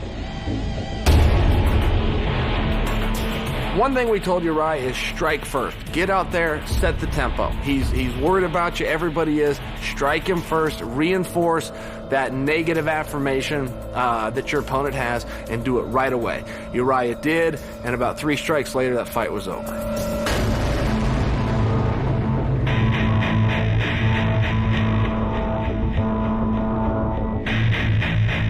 The way that this guy knocks people out, you don't even want to clap. You feel bad clapping. It's just, it's vicious, it's quick, it's nasty. This guy is the nastiest guy in Ultimate Fighter history. Winner by knockout, Uriah Hall. There are some tough dudes, man. All right, let's bring Josh in. I can't wait to hear what he has to say. Josh! What's up, guys? What's up, buddy? You know the drill. Yeah, I think everyone here knows these finals were meant for me and Uriah. You know, I think that I'm the only guy here that's finished all my fights. I've done so all in the first round. Uriah's definitely had some impressive finishes himself. So you let me take Kelvin out in the semis, and we set the stage for the biggest finale in tough history. Okay. I love how you always have a plan, man. I love how you always have a plan. Uriah! I hate the sport. Well, I want Josh, but you can't stand him, right? That's right. In the beginning, it was like, all right, he's a dick, and then I think I let that fuel me, but it's just emotions, man. It's like, I'm here to fight, so I'm like that already. All right, buddy. All right, man. Good luck. Thanks, Uriah. Hey, stay black. I ain't got no choice. All right, man. I'm going to stick with my original fights. Which was Josh versus... Josh with Uriah and Dylan with Kelvin. And Chael seconds that. He likes Josh versus Uriah and Dylan versus Kelvin. All right. Thank you, gentlemen. Cool. Appreciate it. All right, thanks, brother. Yeah, you got it. Both the coaches picked the same exact fights. They wanted Josh to fight Uriah and Kelvin to fight Dylan. I don't think I've ever had a season where both coaches have agreed. All right, guys, the four of you that are in the semifinals, congratulations. And for everybody here, unbelievable season, unbelievable fights. It's been fantastic. So seriously, congrats to all of you. And the first fight's gonna be Josh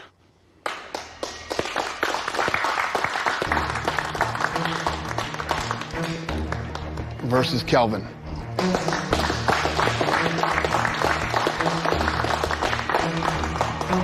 I finished all three of my opponents here in the first round.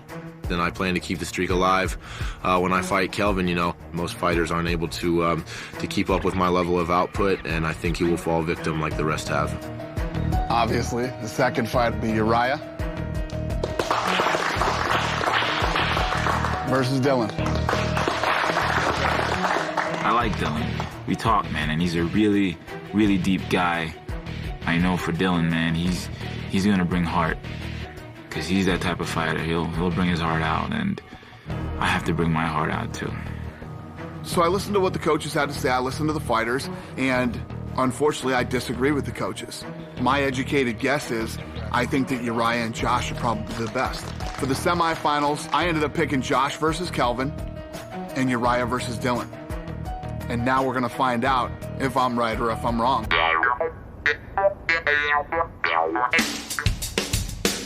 The winning coach and the winning fighter will win a Harley-Davidson motorcycle. So we're here at Harley-Davidson in Las Vegas.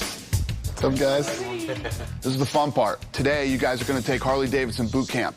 Basically, they walk you through the bikes, show you everything, you get on it, you get to feel what it's like to start one up. Well, the other cool part is you get to customize your bike. You get to make it however you want to make it. And every one of you told me that you're going to win this thing, so good for you. Go find your Harley-Davidson. Let's do it. How's this? Fantastic. Yeah? Yeah, it is. I'm feeling this hat a little bit, man. Yeah, I wish you'd buy that. It actually really does look good on you. Yeah. And if anybody don't like it, we know what you'll do. Jones, that does fit you pretty good. We've also had a lot of fun trying on the Harley-Davidson clothing line. You know, all the different stuff they have between the jackets and the shirts and the hats and the helmets. Hey, you look smooth in there. Hey, you look kind of smooth, too. Thank you. After being here, I'm more inspired. I hope this motivated my guys to go out there and kick butt. But bringing home a Harley, putting it in that garage, man, it'd be a dream come true. Ooh, right there in our hands. Let's grab it, baby. Yeah. Let's reach out and grab it.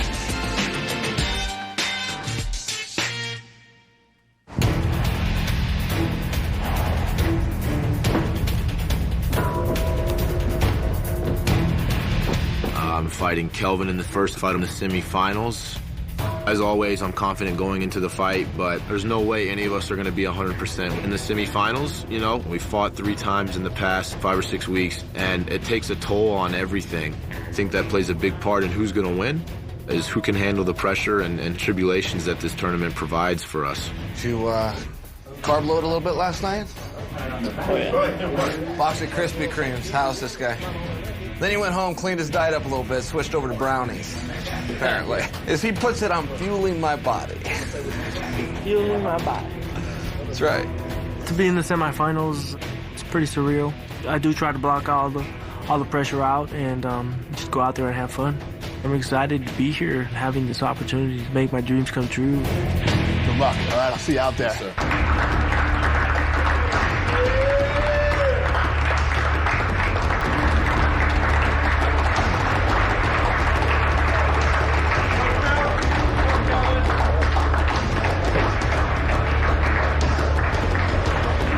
I want this more than anything in the world. I want to beat him bad, no questions about it. I'm putting it all on the line, everything that I have. I'm giving it to him.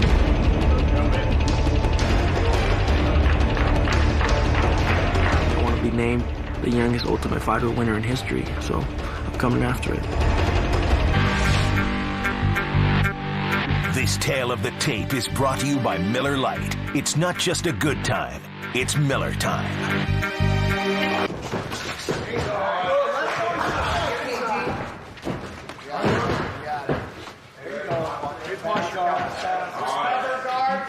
Cut that right knee in tight. Scramble up. Excellent. Right elbows, too. Good job, Josh. Perfect. Good, KJ. Position. Elbow plays, yes. Keep them going. Keep them going. Don't stop, don't stop, don't stop, pal. Halfway, Calvin, halfway. Don't stop. Don't stop. There you go. Now, Right elbow. Kevin, take his back. Take his back, Calvin. Take his back, Calvin.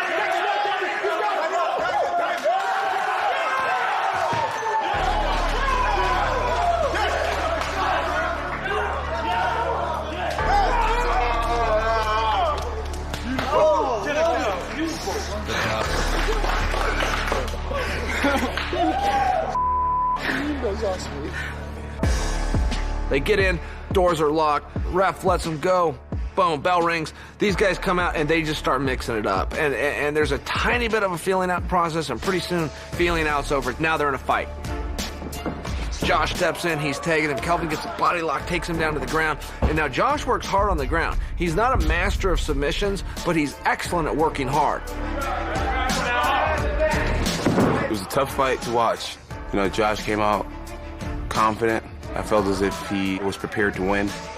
You know, I was just hoping the whole time that he could just pull off one of those submissions. I didn't know what to expect from Calvin, but I thought that if he did bring what I thought he could, this was going to be an absolute war. It was far from a war. He basically came out, got him to the ground, had him in control the whole time, was hitting him with punches, dropping elbows, and then finally took his back and easily rear naked choked him.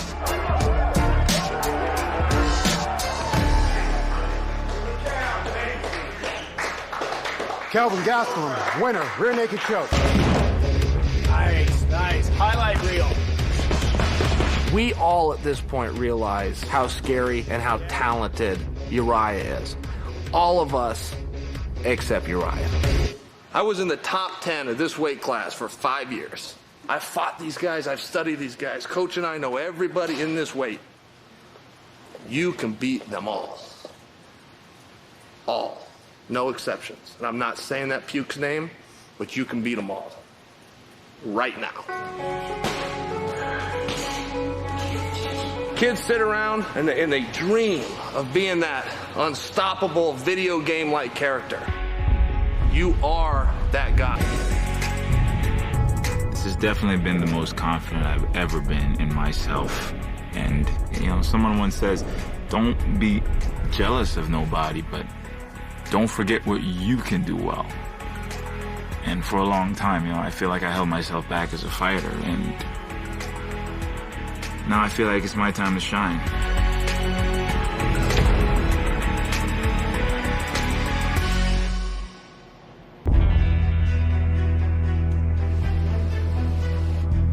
I'm really starting to phantom, you know, just how far I've come and what's on the line for this next fight, you know. So the nerves are definitely there. Earned this. You earned this right. You're getting close to that finish line, you know. You don't want to choke. And the one thing I keep rehearsing in my head is, of course, what Chael keeps telling me is that, you know, it's definitely not about the outcome. I have no control over that. And I think that's what's giving me even more confidence to just go out there and finally do what I'm good at.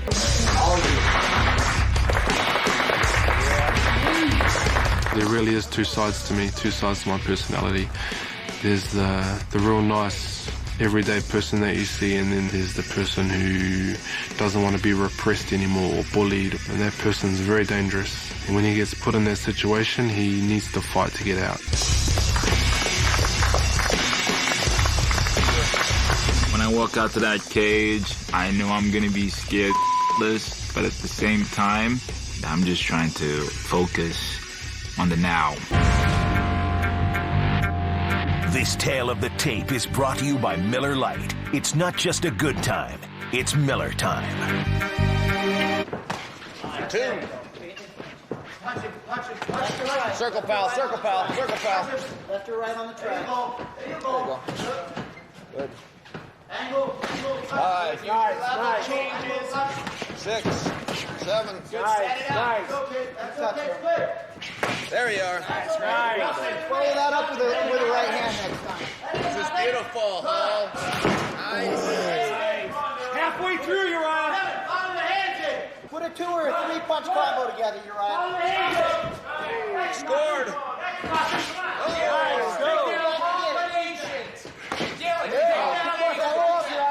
One minute left, Uriah. Nice. 1 minute. Chin down. There you are. Perfect. Take 1-2, Uriah. Be smart. Heads up. Dylan, hit that shot hard when he cuts those corners. Come on. Step to right. Find a way. Don't let this pass you by. Go out there. You owe it to yourself to go out there and fight your heart out. That first round, you were coasting. Right now, you got to work. Go get him. Go get him. You owe it to yourself. You owe it to yourself. Go get him. Everything you got right here. That's it, pal. Let's move our feet and we stay up the bottom. Okay? Chin down. Come on, Dylan. You got to go right here, bud. Here we go, gentlemen. Second round. Now bring it on. Come on. Yeah. Let's go, Dylan. You gotta go. All round, Uriah. All round, pal. Got to go, Dylan. You're doing your part. Dylan, You're don't doing wait. your part. 3-2 leg kick. Let's go. Shot. Finish! Up! Come on. A little bit of pressure. Hey, Dylan, stay on. Touch him. Come on, let's go. Hey, another tip. Yes. Dylan, you're waiting. Let's go. Uriah, this is perfect. Cannot wait. Why are you waiting, Dylan? Let's go. This is perfect. Right now. Touch him. Right now. That's it. That's it. Where's your chin go? Where's your chin go, pal? Pick him up. Lock your hands. Pick him up. At the feet. Lock your hands. Pick him up. Pick him up. Yeah. What do you do? Right away. What do you do? Step over. Control. Slow. Breathe. Let's work Go. out. Breathe. Dylan, strike Breathe. the body. Clear your arm. We don't wait, pal. We don't wait. Take it. Keep striking. That's it. Right knee to strip. Right knee to strip. Lift your arm. 30 seconds, Uriah. 30 seconds. Come on up here. Cut it. Hard stroke. Oh, good part.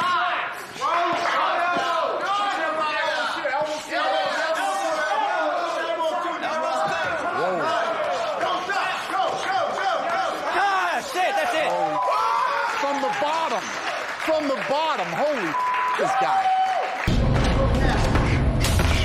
There you are. Uriah Hall, if you could tell, was taking his time today. He didn't run in and try to annihilate him like he has everybody else this season. Excellent. Oh. He knew what was at stake and basically just picked him apart. By the end of the first round, Dylan looked like he'd been in a 5-round title fight. Here we go, gentlemen. Second round. Bring it on. Dylan he was so worried about defense, he never was firing his own shots. He did have a big takedown in the fight, and he did it beautifully. Pushed him into the fence, lifted him up, and brought him down. But when they landed, Uriah landed right in a Kimura submission, started working the arm. You got it. Crank it. And to even cap off an unbelievable season for Uriah Hall, he basically finishes Dylan from the bottom. This kid is the nastiest, deadliest, meanest kid that we have ever seen in the history of tough. That's it, that's it. From the bottom. From the bottom. Holy, this guy. From the bottom. I've never seen that in 13 years. Holy, this guy. Before you guys go to the hospital, get you checked out real quick. Uriah, you know, that dude ran through everybody. He was 4 for 4, putting 4 people in, having to take hospital visits, too, so... Jesus. Your winner by TKO and going to the finals, Uriah Hall. John, thanks for doing it, man. Oh, no problem, man. It was a lot of fun. It really sucks to lose to Chael Sonnen at anything, but I think we both embraced that role of being a coach and not really make this whole thing about us. Anything I can do for you guys in the future to help you guys enhance your UFC careers, I'm here for you, all right? Definitely wouldn't call Chael a friend, but we're professionals, and he's a guy that I do respect. Do I want to say I respect Chael? I don't know if I want to say I respect Chael, but I don't dislike him, I'll say that. Thanks for having us, man. No, thank you guys. Awesome season. Hey, Chael, congrats, coach. You win. You get the Harley. We had a great experience. Thanks, Dana. There was a clear winner. Our team beat their team, and I'd love to give you some insight as to who I think's going to win. I'd love to give you some insight as to who's been getting the best of who. But the reality is, in practice, they were really dead even, and that's not just me trying to hide it. I don't know who's going to win. Square off, boys. Uriah Hall, Uriah Hall, Uriah Hall. Kelvin has been the dark horse in this thing. He does have that one-punch knockout, and he can dominate guys on the ground. So I can't tell you the last time that I've been this excited for the finale. That's your face off, you two? Yeah. What the f***? Come on, put your hands up or do something. On Saturday, April 13th, live from the Mandalay Bay Event Center in Las Vegas, it's the Ultimate Fighter finale. 2 middleweights survived and are headed to the finals. 21-year-old Kelvin Gastelum brings his raw power to the cage, hoping to become the youngest winner in Ultimate Fighter history. I want this, and it's going to be a war, man. I'm excited for that. Standing in his way, son and teammate Uriah Hall. A vicious knockout artist whose skills brought fear to the Ultimate Fighter house. Man, I'm finally here, and I'm gonna have me some fun.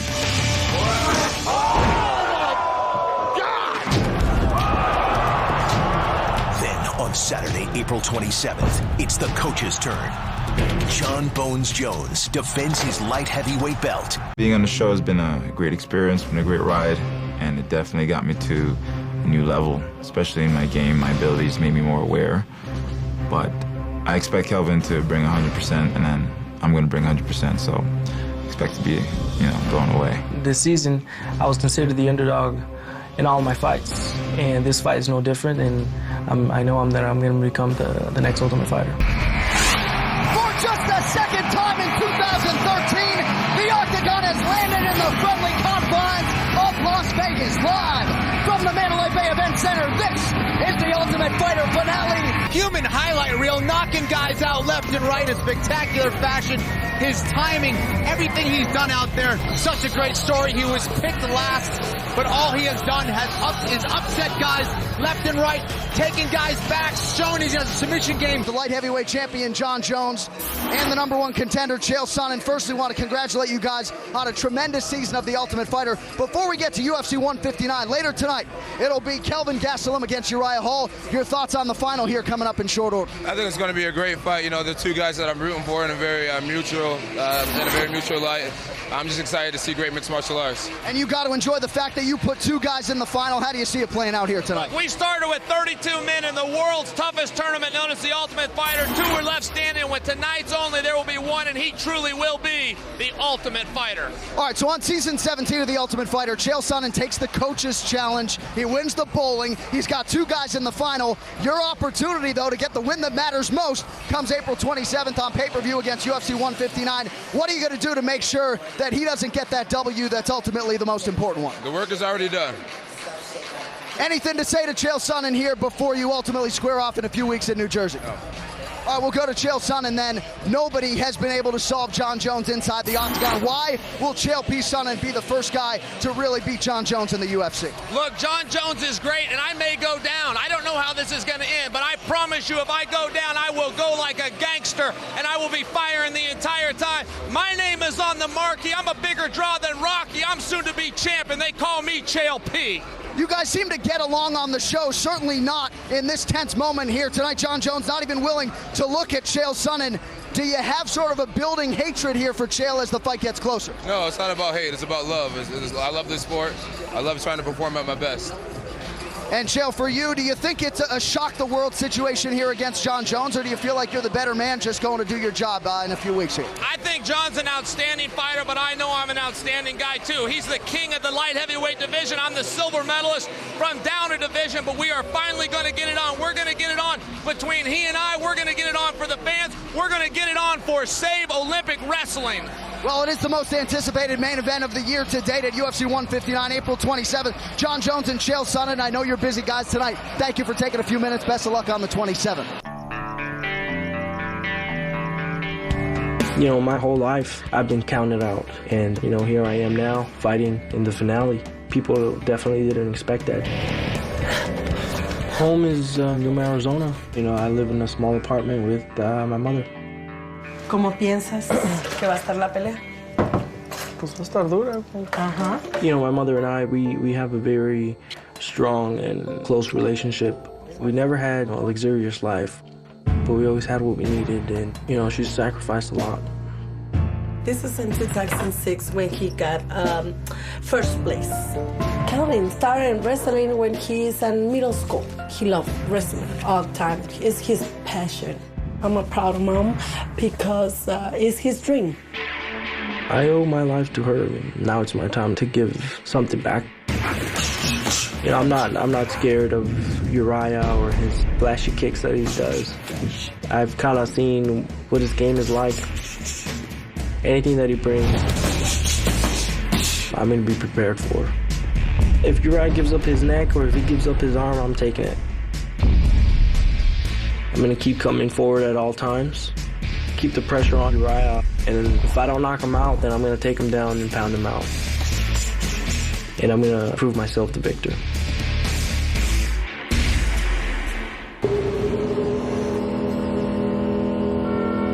To me, a champion is someone that can do things others can't. Champion, I put at a high level with everything, and not just a champion in fighting, a champion in life. Uriah used to stay up all night playing video games and eating all the cereal. Not the smartest, you know, my sisters, I think they have the brains, and I'm just good at punching and kicking. Mama said knock him out. Knock him out! I know, you know, my mom is always proud of me, but I feel like I haven't done anything for her to be really proud of me. He was this little skinny thing. I remember Darren used to make fun of you. Uriah is very conservative and he's a very quiet person. And because of that, they bullied him a lot growing up. Certain things you just gotta leave behind. So that's one of the reasons why I decided to put Uriah in martial arts. Martial arts gives Uriah his confidence. It's my time to come out of that darkness. This fight is about making it. I want this bad for me as a person, as a fighter, to know I can accomplish something. Kelvin does not possess what I have. I have speed, I have agility, I have quickness, I have undying will. Kelvin has heart, tons of heart. But I got something else even I don't know. But I know it's big and I know it's good. And that could come out a bad way. Fighting out of Yuma, Arizona, Kelvin Gastelum. Fighting out of New York, Uriah Part-Time Hall. And Gastelum trying to get the hands going early, lands upstairs. But Gastelum, who may not be the prettiest fighter to watch out there, is very effective. And he just rocked Uriah Hall, backed him up. And Gastelum continues to pound away. Now goes in and secures the takedown. Right into side control, John. He's throwing bombs here. No one has told Kelvin Gastelum that he's going to be outstruck.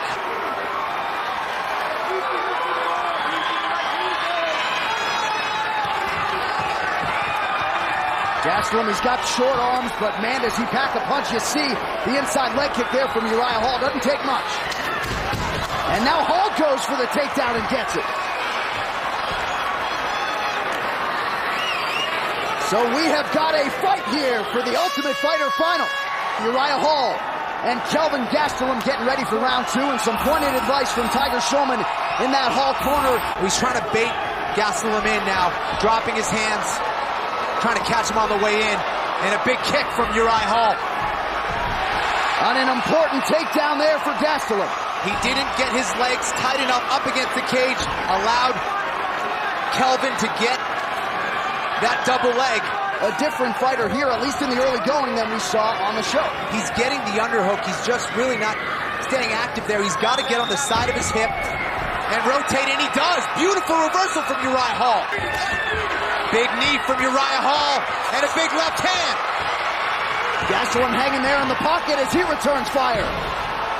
Nice knee out of the clinch there for Hall. Nice sprawl from Uriah Hall. Nice trip from Uriah Hall, showing some versatility here. So an important momentum shift here in round 2, under a minute to go for Uriah Hall. Kelvin might be giving his back up here. He's got to be careful. Kelvin may be trying to work for a Kimura, and a big suplex from Uriah Hall.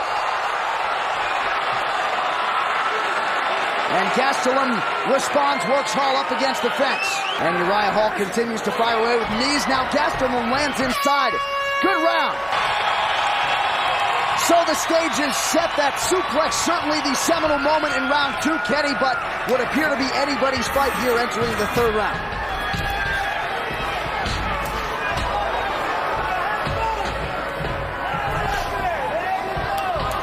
Nice outside leg kick there for Hall. And now Hall starting to establish that jab, Kenny. Most devastating knockouts are always the ones as your opponent's coming forward. Look at Kelvin. Doesn't matter. He took him down. Uriah with a beautiful escape and takedown. And how about that reversal from Uriah Hall? How badly do you want it? And now Gastelum's in trouble. Yeah, he's hurt there, John. And Gastelum able to check that high kick there.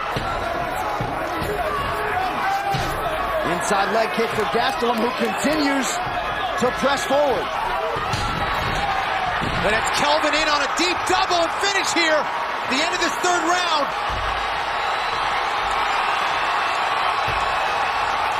There's no quitting Uriah Hall. He's off his back, but he's firing back some hard shots at Kelvin. And just as you would like, these guys really emptying the gas tanks here. Kelvin trying to go for an arm block here. Nice counter by Uriah. What a fight! And what a round! Well, earlier in the 1st round, it was Kelvin who set the pace and went forward, bullying Uriah around. But in round 2, it was Uriah showing he can wrestle as well. And look at this suplex. Boom! Both had their moment in the 3rd round. Kelvin landed some takedowns at critical moments. Nice reversal from Uriah. Huge double leg to end the round. The judges score the contest 29-28 Gastelum, 29-28 Hall, and 29-28 for the winner by split decision. And now the Ultimate Fighter Season 17 winner, Kelvin Gastelum. Kelvin, congratulations, brother. You are the Ultimate Fighter. You win the 6-figure contract with the UFC. And I'd like to congratulate Harley Davidson on their 110th anniversary. And you win a brand new Harley Davidson motorcycle. Congrats, brother. I'm not one of these old, slow, unathletic, light heavyweights. Shell's a loudmouth. He has no respect for anyone. I'm going to teach him respect tonight. We are live inside the Rock Prudential Center. John Jones, one of the most talented guys we have ever seen compete in the octagon. But Chael Sonnen, I believe, is the best wrestler that John Jones has ever faced.